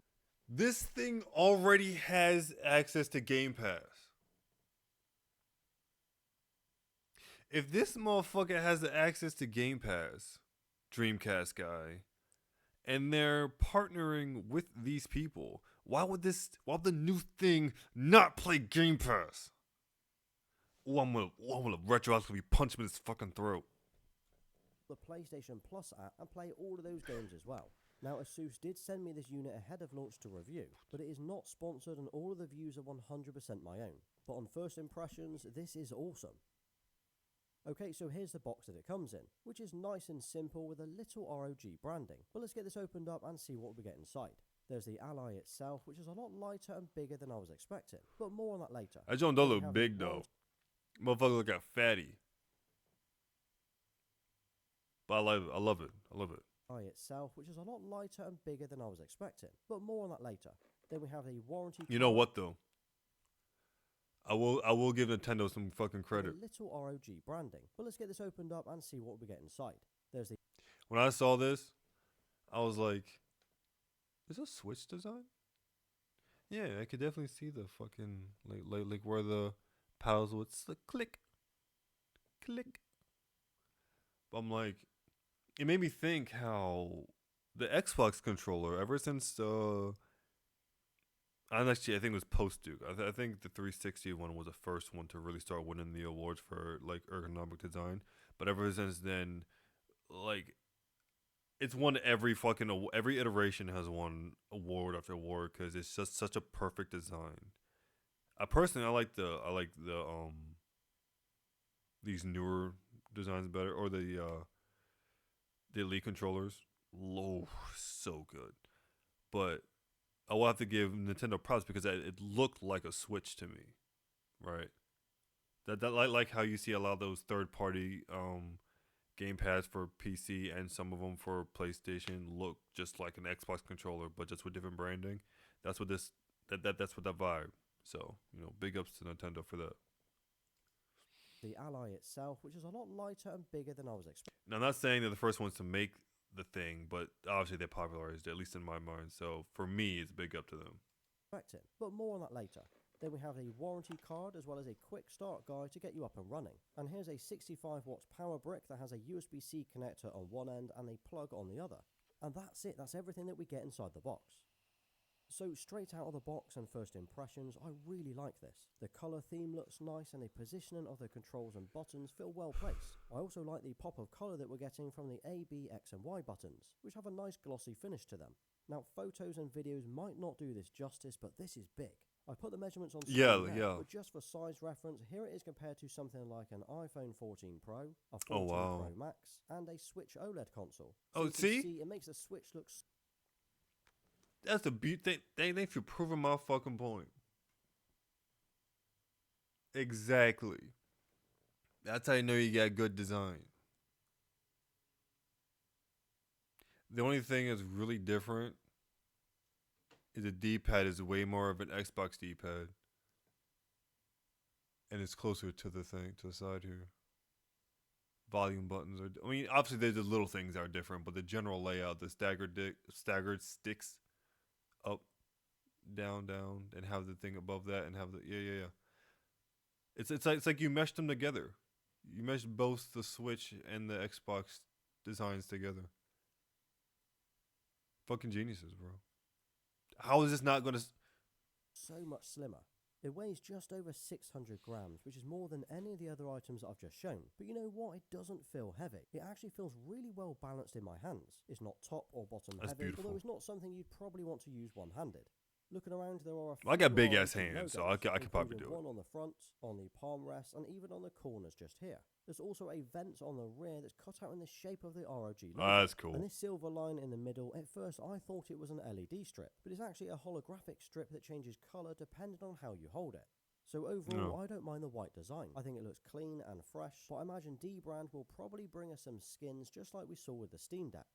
So on this we get a 7-inch touchscreen display, which is capable of up to 120Hz at 1080p. And on a screen this size, 1080p looks incredible. In fact, looking around at the text and the images on screen, it is super sharp and there's no ghosting or clarity issues at all. And having used this for the last week, I honestly feel that this is the perfect screen size for a handheld. Sure, it would have been great to have seen an OLED screen, as that would have improved the overall picture quality and viewing angles, but most of the time you're playing straight on, so viewing angles aren't really going to be a huge issue. As for the brightness, well, this maxes out at 500 nits, which is decent, so viewing it and playing indoors or outside on a cloudy day is fine. In direct sunlight you'll struggle, but that's going to be the same with any glossy screen.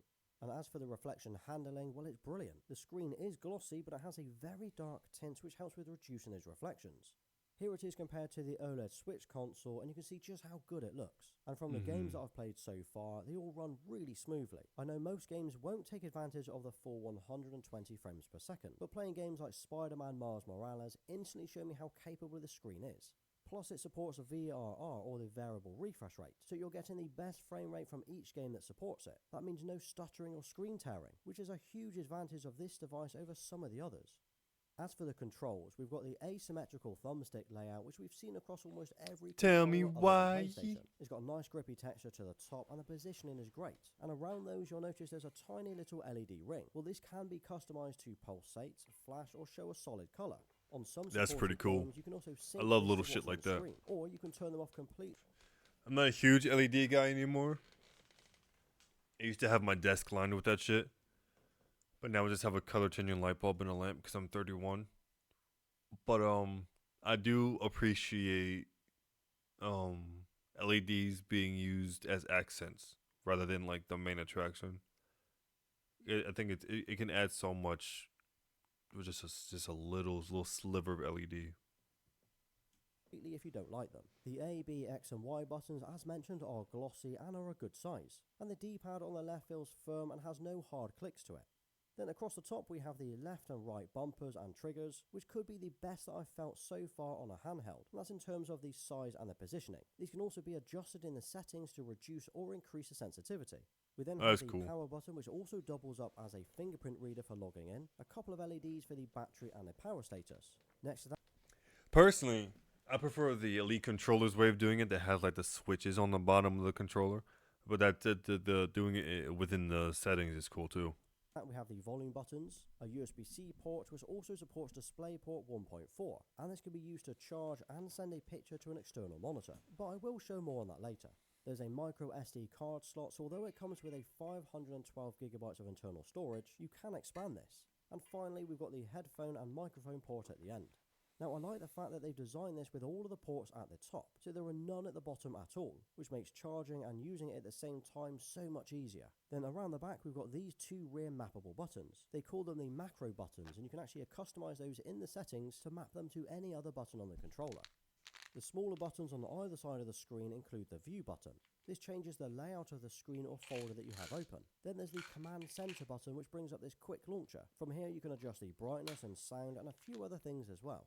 This includes the ability to change the operating mode between silent, performance and turbo, essentially increasing the performance and wattage output. You can also change or limit the resolution or refresh rate, as well as taking screenshots or screen recordings.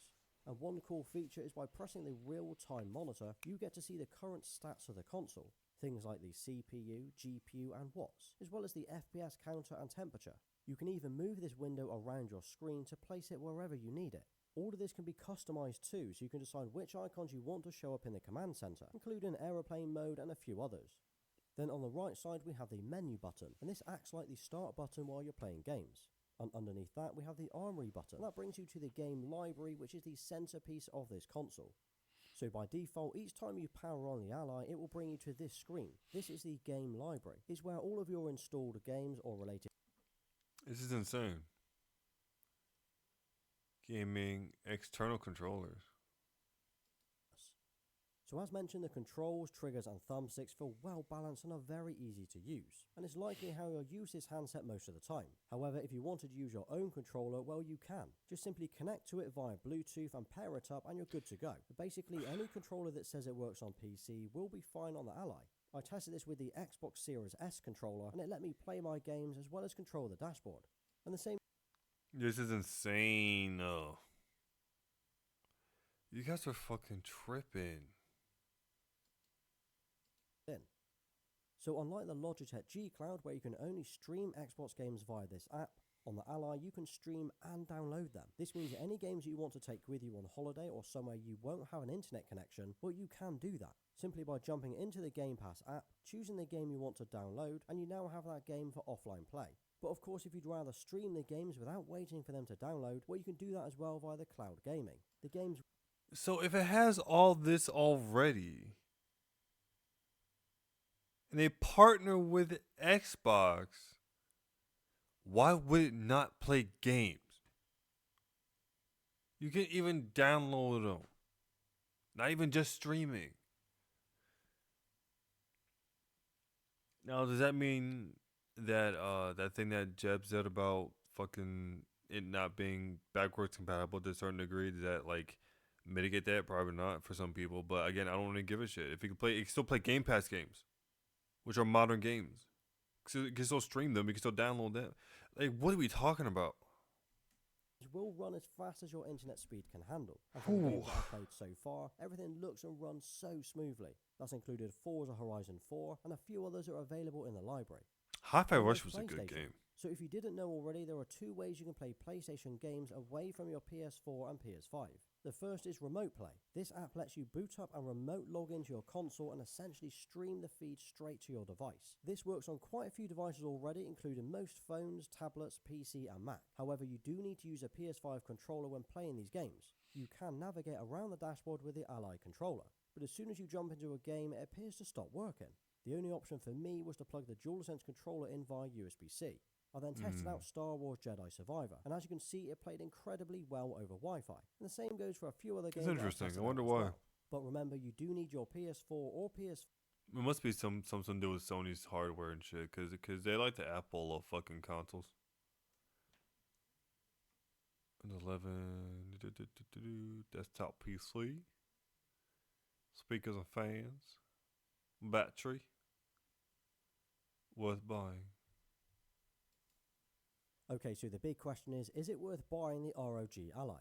Well, if you're looking for a portable PC that can run all of your games from places like the Steam and Epic stores, download and play your Xbox games, as well as access to PlayStation Plus, this is a brilliant console. On top of that, you can emulate pretty much every classic game that's out there, use an external controller, and install Windows apps that you cannot get anywhere else. You can emulate games on this? Assuming what the dude said about what the haters say about it just being a reskin of the ROG Ally, and you can emulate games, but it won't be backwards compatible to a certain degree. Can you not just emulate those games? Should one have to? No. But can you? Is the question. else. It also looks good, feels ergonomic, and is straightforward to use once you're up and running. And the fact that you can plug this into your TV or monitor and use it like a mini PC is insane.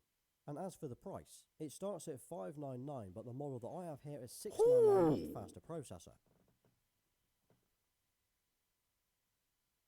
Ugh. All right. I understand. I understand. I understand the concern for the price. I understand.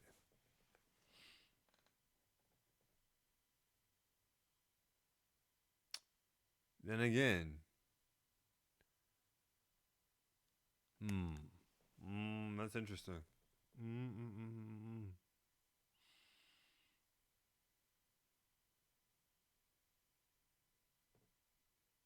Because I don't think that Microsoft would do that. I don't think they would do that. Because Microsoft's not really bleeding for money, right? Because Microsoft isn't just Xbox. You know, anyone with like fucking half a donut knows that, right? So they could sell this at a loss. Like, say it is a reskin of the Rogue Ally, and Asus clearly feels their product is worth 700 bones, right? And that, if that's how they feel, that's how they feel, right? But that is luxury prices. That is luxury prices. If we're going to go with the idea of Xbox being everywhere and want to make this handheld thing accessible, 700 bones is not accessible. Right.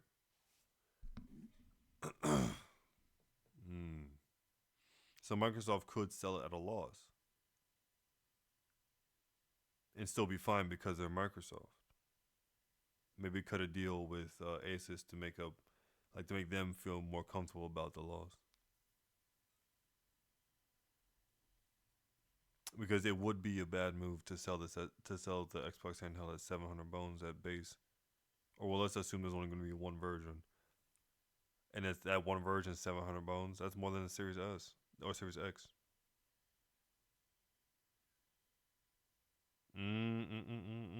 That's interesting. Gotta keep an eye on that.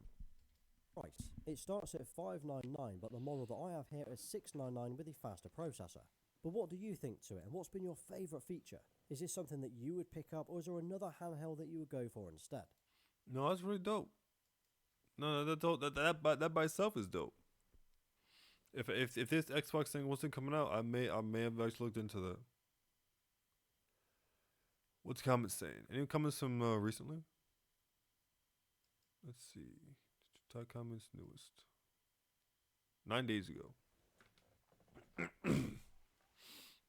I already bought one, just wondering to see if PS Plus app would work in with GTA 6. Why would you buy it now? Wait, what? I already bought one, just wondering to see the PS app would. Why would you buy it just for that? You must have some mad disposable income. Console, nice one, bro. What? Literally. Did you comment on your? Oh, sorry. I was sorry. I was.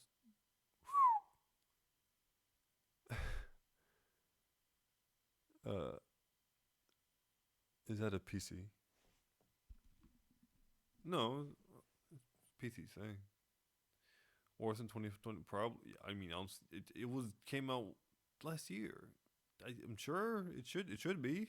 It's not a fucking cell phone.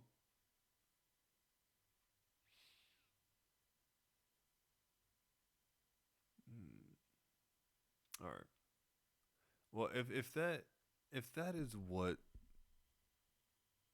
is gonna happen, a reskin of that outside of the price, I don't think that would anyone would have a problem with that.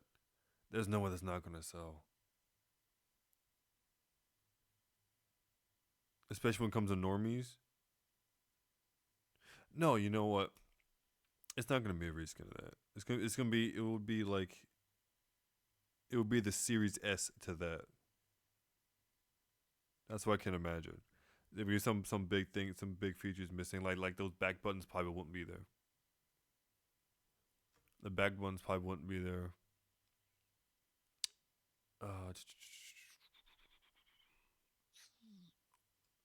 I would remove the external controller thing. 'Cause I don't see what you need that for.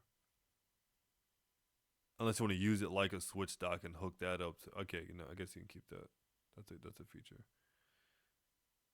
Oh, you probably remove the LEDs from the fucking thing. That'll cut down the price a little bit. Take off that strip. Will cut down the price a little bit.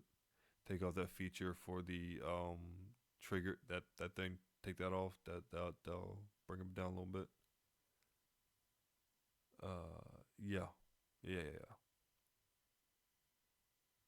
But no, still, I'm excited. I'm curious to see how this one turns out. Oh shit! It's in the Porter Rock one. I didn't realize I had two of them queued up. Jeez. All right, this one 12 hours ago. All right. I don't know what this is about. I just want to see what the man's saying. I suppose because it was just so new. I'm like, I might as well. Sony movie. Reset. Sony moves away from live services. New studio to develop PlayStation IPs. Okay, well, I mean, I guess it sounds like a rumor episode, huh? Grand opening. Oh, Jesus Christ! Grand closing. Jeez, Hey, man. it's your boy Porter Rock 77, your only friend these YouTube streets, back with another video.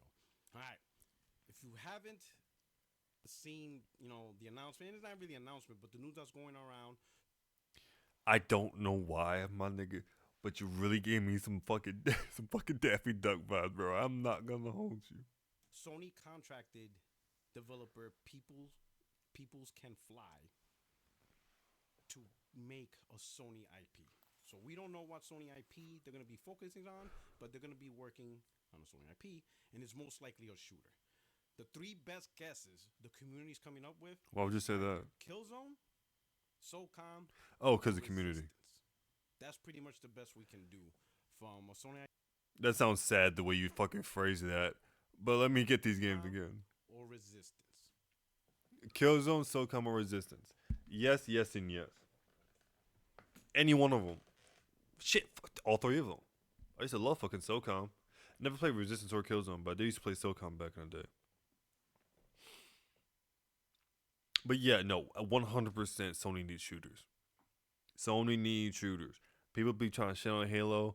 People trying to shit on Gears. But bro, not Call of Duty, fucking PlayStation needs a good shooter. And they had these legacy shooters. Killzone and Resistance were huge back in the day.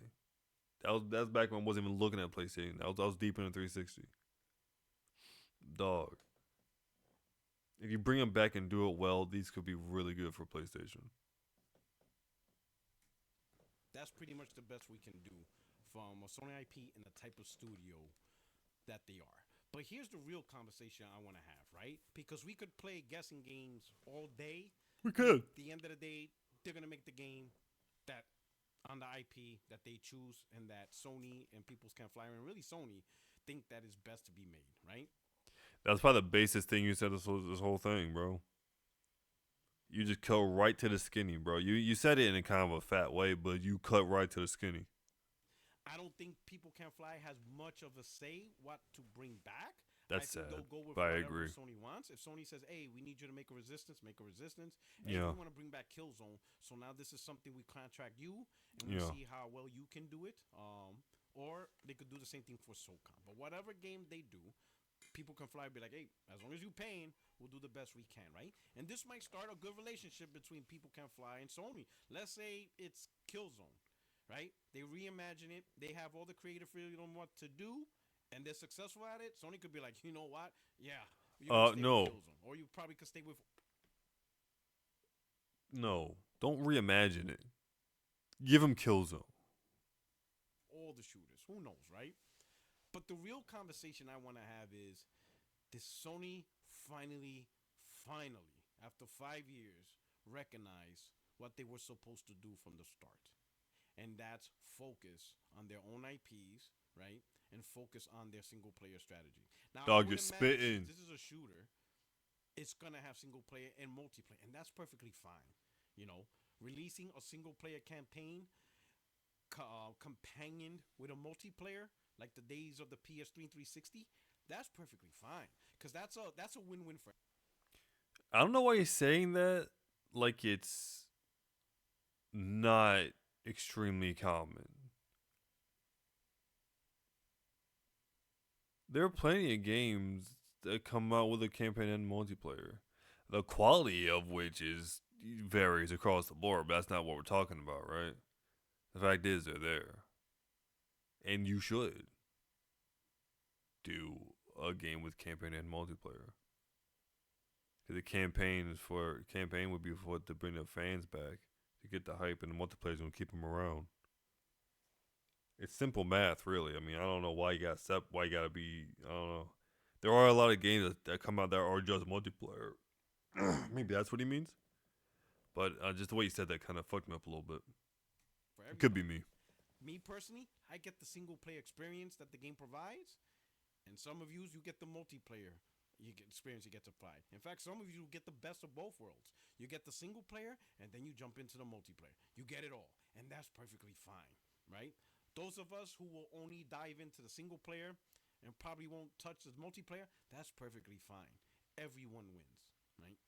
I think Sony may have finally realized that all-out live service strategy is just not their forte, and it really wasn't necessary. Now, understand this. I could understand if the conversation was Sony should push for a live service strategy versus Sony has to push for a live service strategy. Those are two different statements. And both of them are fucking retarded. Live service is not something you should be following. Live service is something that should be being left behind with the woke shit. Right? Does that mean every live service game needs to die? No. Does that mean that means it needs to be completely gone away? No. But like a focus shift would be good for the entire industry. Okay, Sony should push to try to get the success. Maybe they get lucky. Who knows? I get that. But many people were saying that they had to do it, and I'm like, had to? Have to? As if they didn't do it, something horribly wrong would happen. Well, let's take a look at this gen. Was their live service strategy successful? Because the only thing that really came out of it was Helldivers. Now, of course, people are going to bring up, well, look at Gran Turismo 7, MLB The Show. No, those franchises has always been part of PlayStation. Helldivers was popular. Helldivers was big noise when it came out. Then they fucked it up. Gran Turismo has been part of PlayStation since PlayStation 1. And Sony started hitting it hot with MLB since PlayStation 2. The only thing those two games did was just evolve with the technology. As multiplayer evolved and online evolved, they just evolved with it. But as producing new IPs, new content, with a live service strategy, Helldivers is it. Concord abysmally flopped. Yeah. They canceled the rest of the projects. I think the only remaining is Marathon from Bungie, which they have to do. Because if they don't release Marathon, then there's really no point in Bungie. So they got to go with it. And then we have Fair Games, which rumor has it might get delayed to 2026. And that's pretty much it. And then there's also Horizon, MMO or something like that. But the big, huge push live service crashed. I remember that. But you know what? Despite the fact that all those live service games crashed and they've been canceled, it didn't hurt PlayStation. Sure, you could argue it hurt their image. You know, you sure Okay. among the hardcore community. I was about to say, well, actually, let me hear that again, bro. Crashed and they've been canceled. It didn't hurt PlayStation. Sure, you could argue it hurt their image.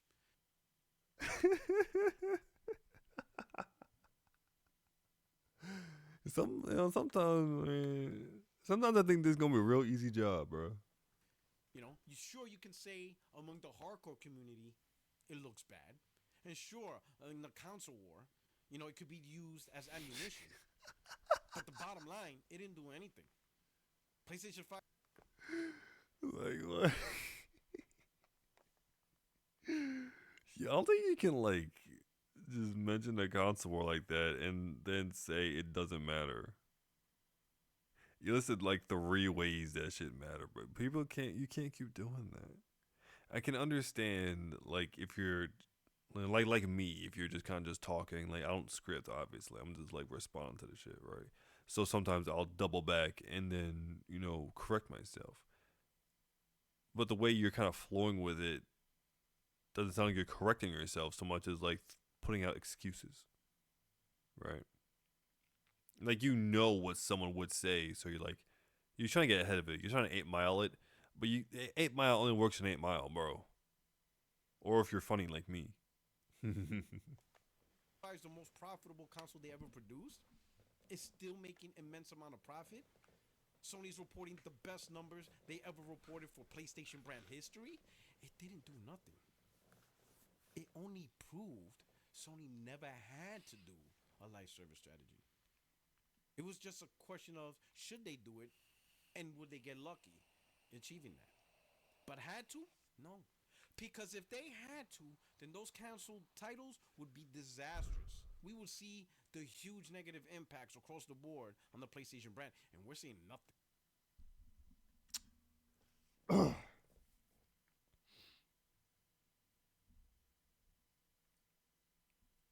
These last service games, they weren't multiplayer, were they? Were they PlayStation games? I thought Conquer was multiplayer. I forgot about that. I forgot, but if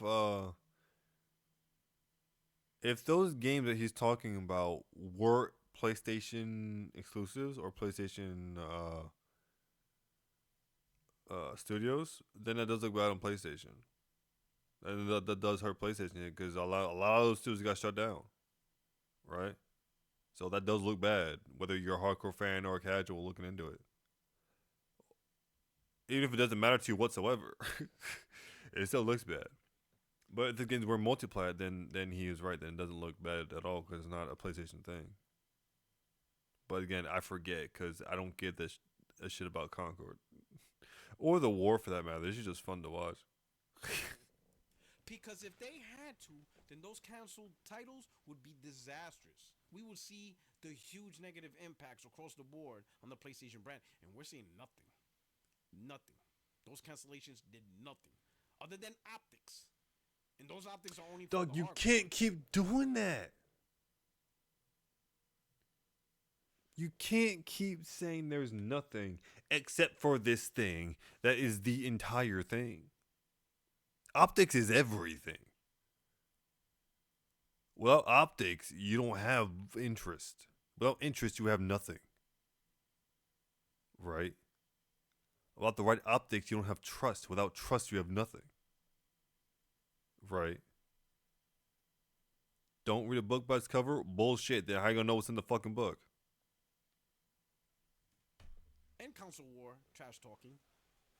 But to the general population, to the shareholders, to the profit making, to the business side, maybe a little bump, like a little fly just annoying you that you smack away. And with that, the Sony finally realized, you know what? We really don't need to go hard on live service. What we really need to do is take the image that they created and accelerate it, make it bigger. So let's go back. What you need to do is get rid of Neil Druckmann. Because The Last of Us is huge for PlayStation. Last of Us has been carrying PlayStation for so long, bro.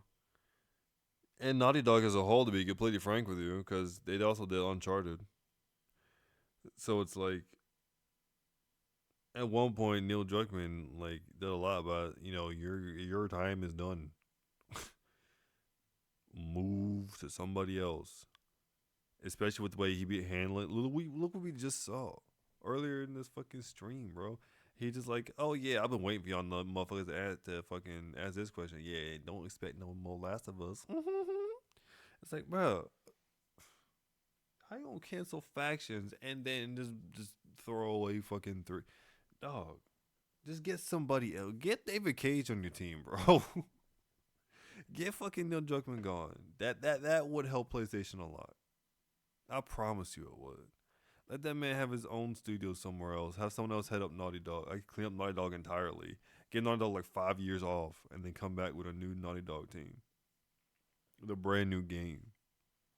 Let Neil Druckmann take Intergalactic somewhere, and then have him release it under his own name. But y'all niggas need to get rid of that motherfucker. That's hurting y'all more than like anything else right now, in my opinion. Back to these IPs. Let's go contract developers that are out there and see if the IP, some of these dormant IPs, can come back. And let's contract even more new developers to create single player games. That's what they should have done from the start. They should have kept their live service strategy moderate. Just moderate. Because you didn't need live service strategy. You didn't have to do live service strategy. But I understand that you should. You should try at least. So a moderate strategy. Few titles here. See what hits, see what fails, and sure, you'll have your failures, but it's not all that. But what they should have done in the beginning is like, hey, we're going to double down on the strategy that did work. On the strategy that got people to want to buy PlayStation. Jack and Dexter? Kingdom Hearts 1. Sly Cooper. Ratchet and Clank. The OG Prince of Persia's. Twisted Metal. Ooh. And that's their single player strategy. And they should have looked back in the archives and be like, you know what? What IPs could be successful this gen that wasn't maybe so successful during the time it came out? Mostly because of the environment. And I have said this. Some of the IPs that the PS3 launched with were ahead of its time. And I think if those IPs were to release today, they would be more successful. Obviously, you have to modernize it. But with all the, the technology that you have now available, I think some of those titles will shine. A lot bigger than the days when it originally came out. I honestly do. So the question with this first move with People Can Fly, did Sony finally wake up? Are they finally realizing this is what we should have done from the get-go? Live service strategy is something they just should have mildly adopted. Because they should. Maybe work. Mildly, yeah. I mean, you got Helldivers out of it.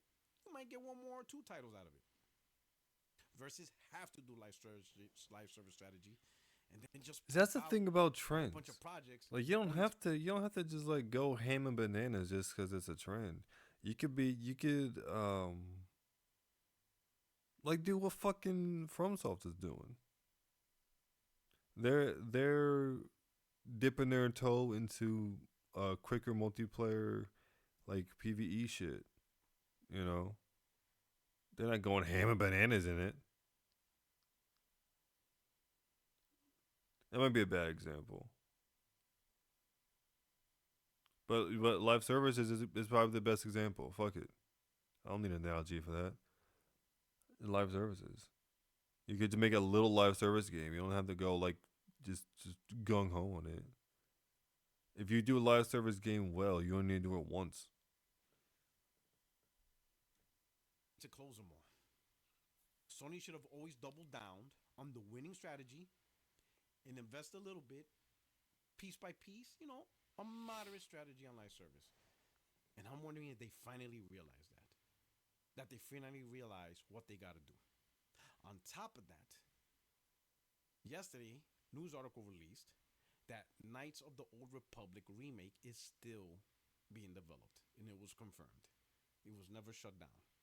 So that is good news. And if you remember, that's a partnership with PlayStation. Can you show me that? Exclusive, of course. You know, it'll eventually Can go you- on PC and X Men, whatever platform. So you know, but You can't even say the Xbox. key is the game did not get canceled. It is still there. Did you just stop yourself from saying Xbox? They're still working on it, and they're still planning to release, and that's a good thing. So again, the real conversation is: did Sony finally wake up? Did they finally realize, you know what, this is what we should have been doing, and this is what we're going to? And if that is the case, oh man, it's gonna be a great remaining next gen.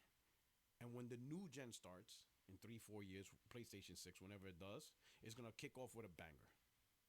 That is what Sony should have always done. But guess what? Better late than never.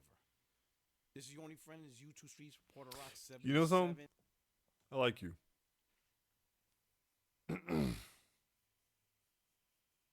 I disagree a lot, but I like you. You're fun to talk to. You make me laugh. And I appreciate you. Stop talking. I'm not subscribing to you, nor am I giving you a like or dislike. But I'm gonna keep my eye on you. You're fun to talk to. Cause like through all the fat and shit, cause he does fucking talk a lot of fat. He's not completely wrong about some of this stuff. I can't remember a lot of it because a lot of it's margin fat right now. But yeah. Basically, overall, it's an alright video. 104 comments. Let's see what we got. Just seen that Japan is taking back control of PlayStation. You just saw that? Didn't that happen like 4 months ago? The fucking big bad guy from Japan came from over there and like kicked someone's ass out. That happened a little while ago. Jim Ryan chasing live service so much was ridiculous PlayStation pedigree. Not have been tainted by live service slop. Great video, bro. Yeah, I agree. I'm not reading that. Warhawk remake should be Sony's live service game they needed. It was the best online game they ever played.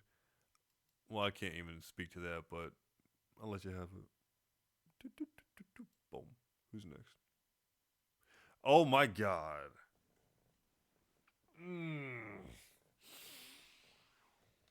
Oh, I completely forgot about. I had this guy queued. Oh, jeez. I'm gonna sit up a little bit. This guy talks a lot. And he also has one of those voices that make me kind of want to shoot myself. I mean, in Minecraft. You can do that in Minecraft, right? I'm pretty sure you can. This was what, 5 days ago? Last of Us 3 update. Intergalactic details. Iron Man game demo. Listen, this thing's 2 hours long. I'm not watching this whole thing. After we get through this little like bit here, if we can't get through this little bit here, all I really want to see is the intergalactic shit and Last of Us shit, and maybe I might find some more like, cause he talks to his channel, right? So, and they sometimes make him expand on his thoughts, like, you know, and want to see if I can catch something interesting to me, but we shall see. Mr. Neutron, you have the floor. I'm sorry. This I'm what sorry. in the world is Mr. going on with The Reforged. Last of Us Part 3? In case you missed it, recently Neil Druckmann gave fans of The Last of Us some unwelcome news. He seemed to indicate that there would be no more Last of Us, or it was very likely that there would be no more. He made it sound like Part 3 was not happening, or extremely unlikely. Yeah. Now, when we covered this at the time, we went back and we looked at what he had said in a documentary about a Tommy story that he had shelved that may show up later as a show or a game. And then, when he talked about the third game, he could not come up with a story or a concept. It took him a very long time. He was able to develop a concept, but had not yet developed a story.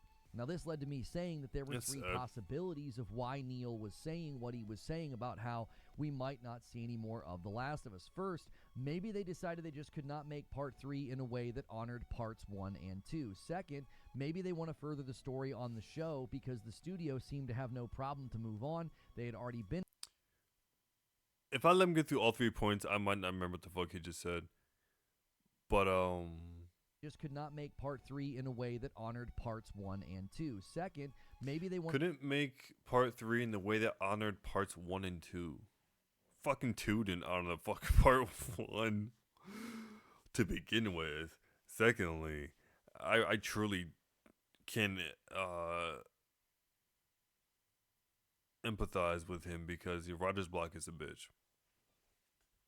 And thinking about the ending of that last game, where do you go from there?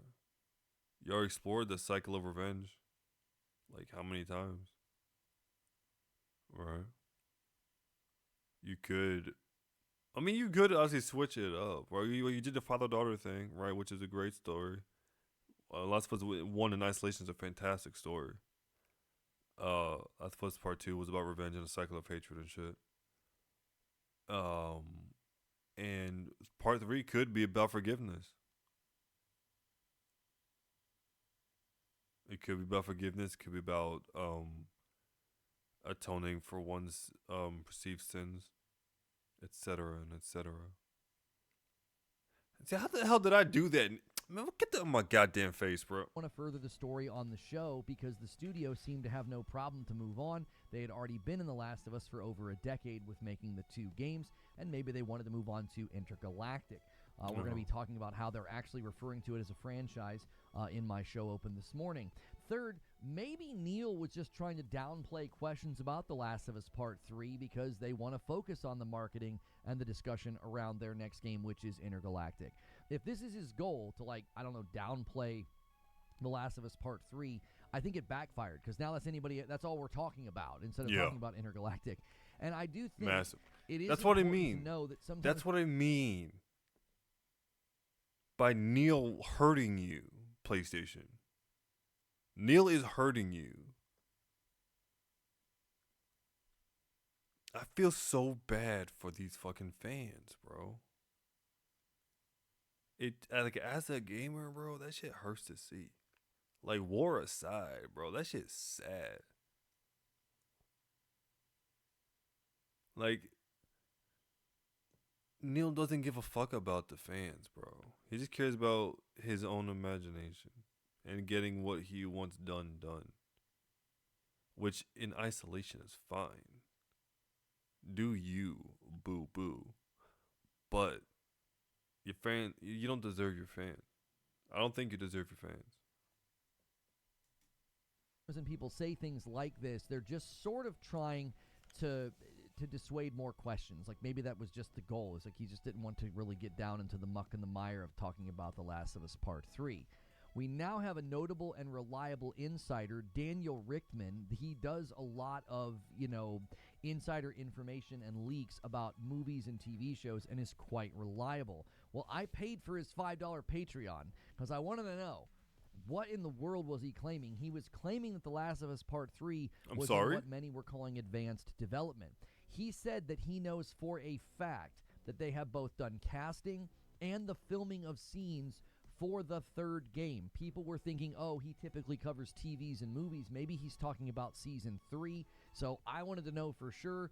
So I was like, you know what? It's worth $5 to know what in the world he said and not go down. Are you sure? Are you sure it's worth $5? I'm not sure it's worth fucking 50 cents. On a false rabbit trail. He specifically said third game on his Patreon post. Now keep in mind, if they've already done casting and they're already filming scenes, that's pretty deep in the development process. You're not putting folks in the mocap suits and having the staff available to work the cameras, record the footage, and more. That's not early dev or like pre-dev. That would mean they've progressed into what many have referred to as advanced production. So if his info is solid, I think maybe Neil was just being coy or trying to direct attention to Intergalactic. And, speaking of Neil and Intergalactic, he dropped a bunch of Oh no, man. Sell it off or something. Sell off the IP, bro, or something. It's just so fucking sad. info about the game in a new interview that he just Motherfucker did. killed my Sony is doing vibe, something bro. called Creator to Creator video series, and he sat down with Alex Garland to talk about a bunch of different things. Now, some of these details are not new, but some are, and I think it's good to hear it all together. This game takes place 2,000 years in an alternate future that deviated from the 1980s. That's why there's a lot of 80s references in this God, I will trailer. never escape this Druckmann trailer. jokes that we made a game with The Last of Us Part 2. We made a certain creative decision that got a lot of hate. And a lot of people also loved it, and people hated it almost equally, right? So the joke is, he said, let's do something that people won't care about as much. Let's make a game about faith and religion. So this game is going to focus on that. There's a new religion that pops up. It becomes prominent. The way that reads, I couldn't articulate this last night. I think it was last night, or it was earlier, 2 hours ago. Listen, time is relative, okay? But I couldn't articulate this back then. But the way that reads is like people don't care about faith and religion. I feel like what he means to say, let's do a game that no one cares about because it's a new game. Right? No one cares about it yet because it's new, so there's nothing to expect. We can't disappoint people if they have nothing to expect, right?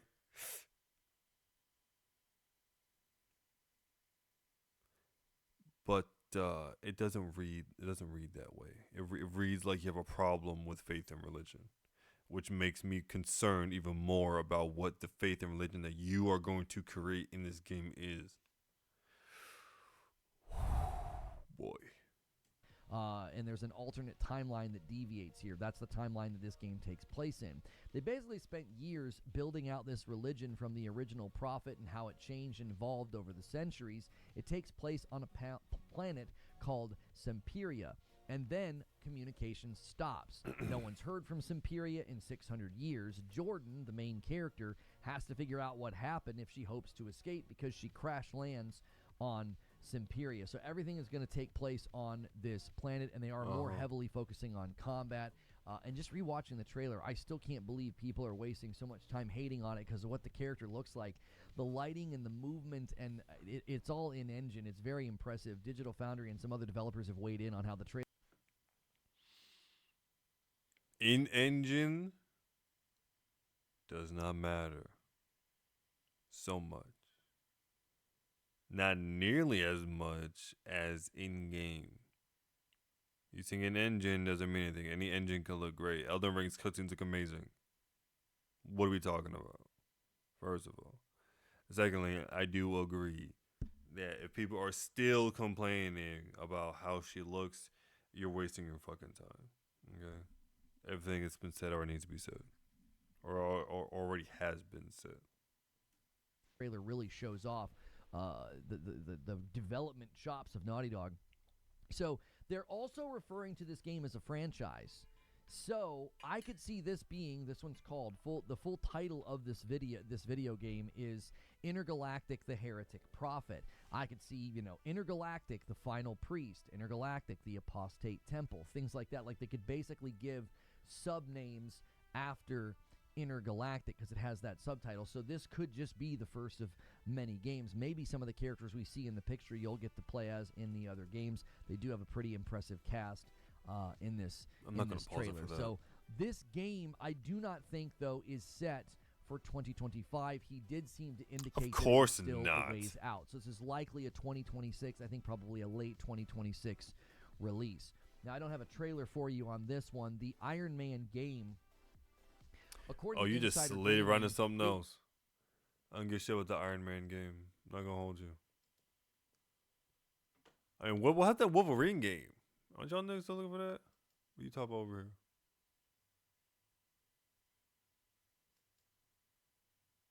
with respect to hardware in the news space, and everybody else went dead quiet. I thought we were about to get a game preview last night. That's what I thought.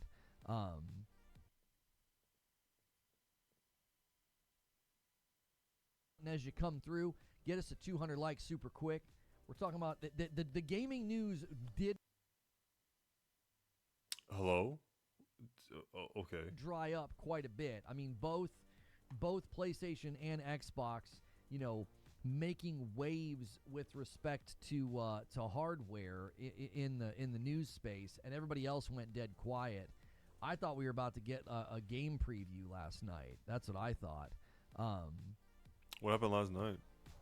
I thought we were about to get a preview because I was like, man, it is really quiet out here. Like none of the outlets were saying anything. It has been pretty quiet. They had, you know, they make great games. I found a bourbon to try. What is that? Ooh, looking at data. I love data. Split Fiction potentially wins Game of the Year this year. Oh, I think Split Fiction gets a Game of the Year nomination, but I don't know if anything's going to be able to stand up against Death Stranding 2. That's a The fair SNL guess. skit's an accurate depiction of Astro Cyborg. That's a what fair I thought of prediction. Cat. I was like, that's literally what he does every day. That's his goal. It's like, I'm just going to sit here and try and make people angry. You know, I'm just going to hurl hate at somebody that I don't like. It's just like, okay. What did you just say? That I don't like. It's just people angry. Literally what he does every day. That's his goal. It's like, I'm just going to sit here and try and make people angry. Oh. You know, I'm just going to hurl hate at somebody that I don't like. It's just like, okay.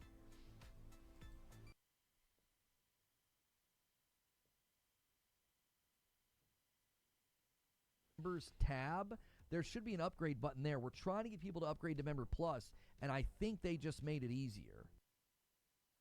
He sounds like he should do fucking commercials from like the early 2000s. They would 100% make AC an exclusive. They wouldn't hesitate. They would. They'd come to PC later, just like all the other. 100%. If they all of a sudden owned AC, it'd be an exclusive.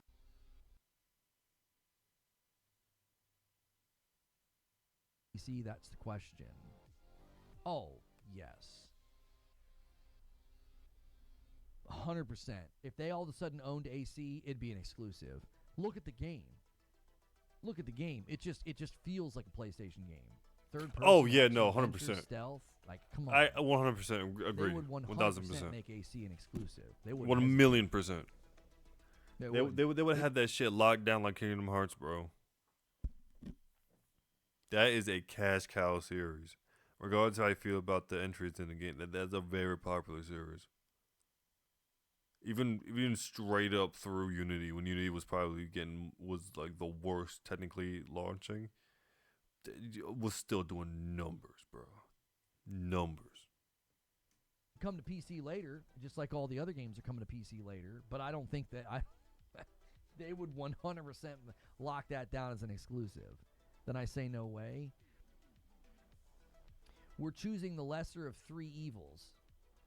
Ubisoft goes under and the property goes nowhere. Xbox buys it and buys the studio, and I think their handling of property and studios is terrible. Or PlayStation buys it and makes an exclusive. I'm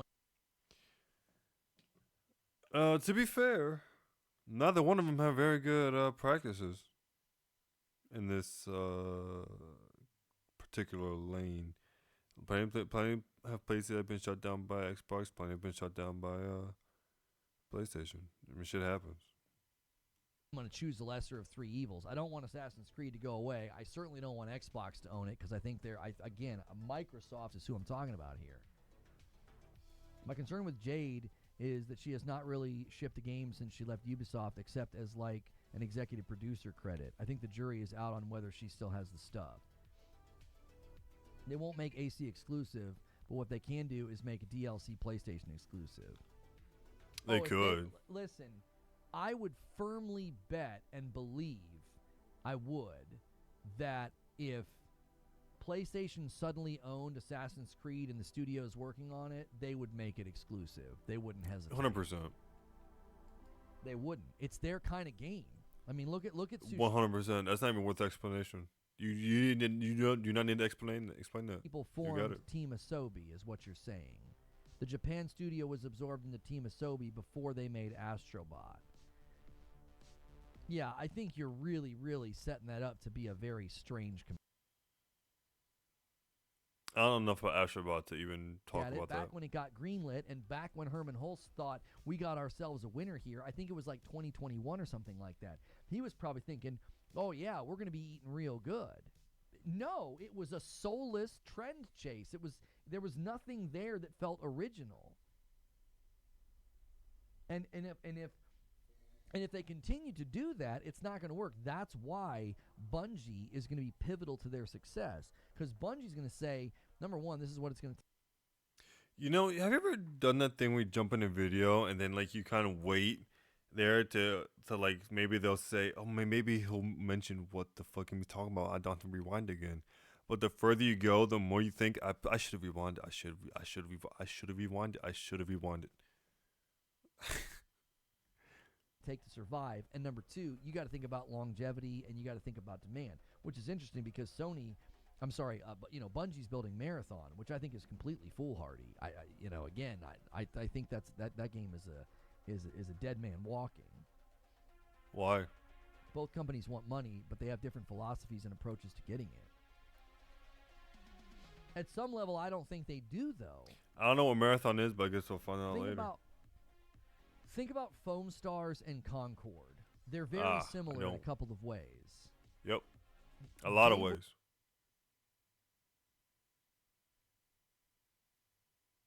Single player and local multiplayer games.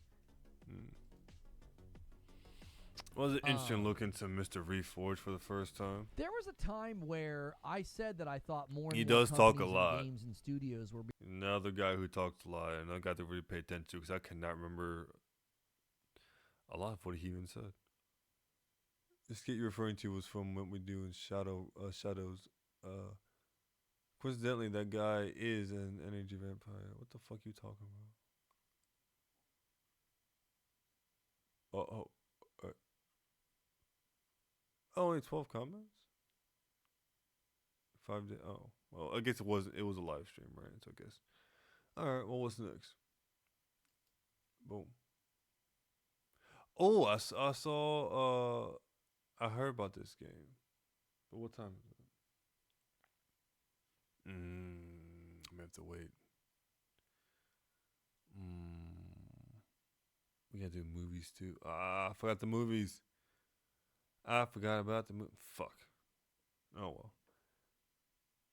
Yeah, we got a pretty long stream now, anyways. In about 2 hours, almost 2.5. That's good. We'll pick this up again probably tomorrow. If y'all wanna check that out, y'all know what to do. Stay tuned.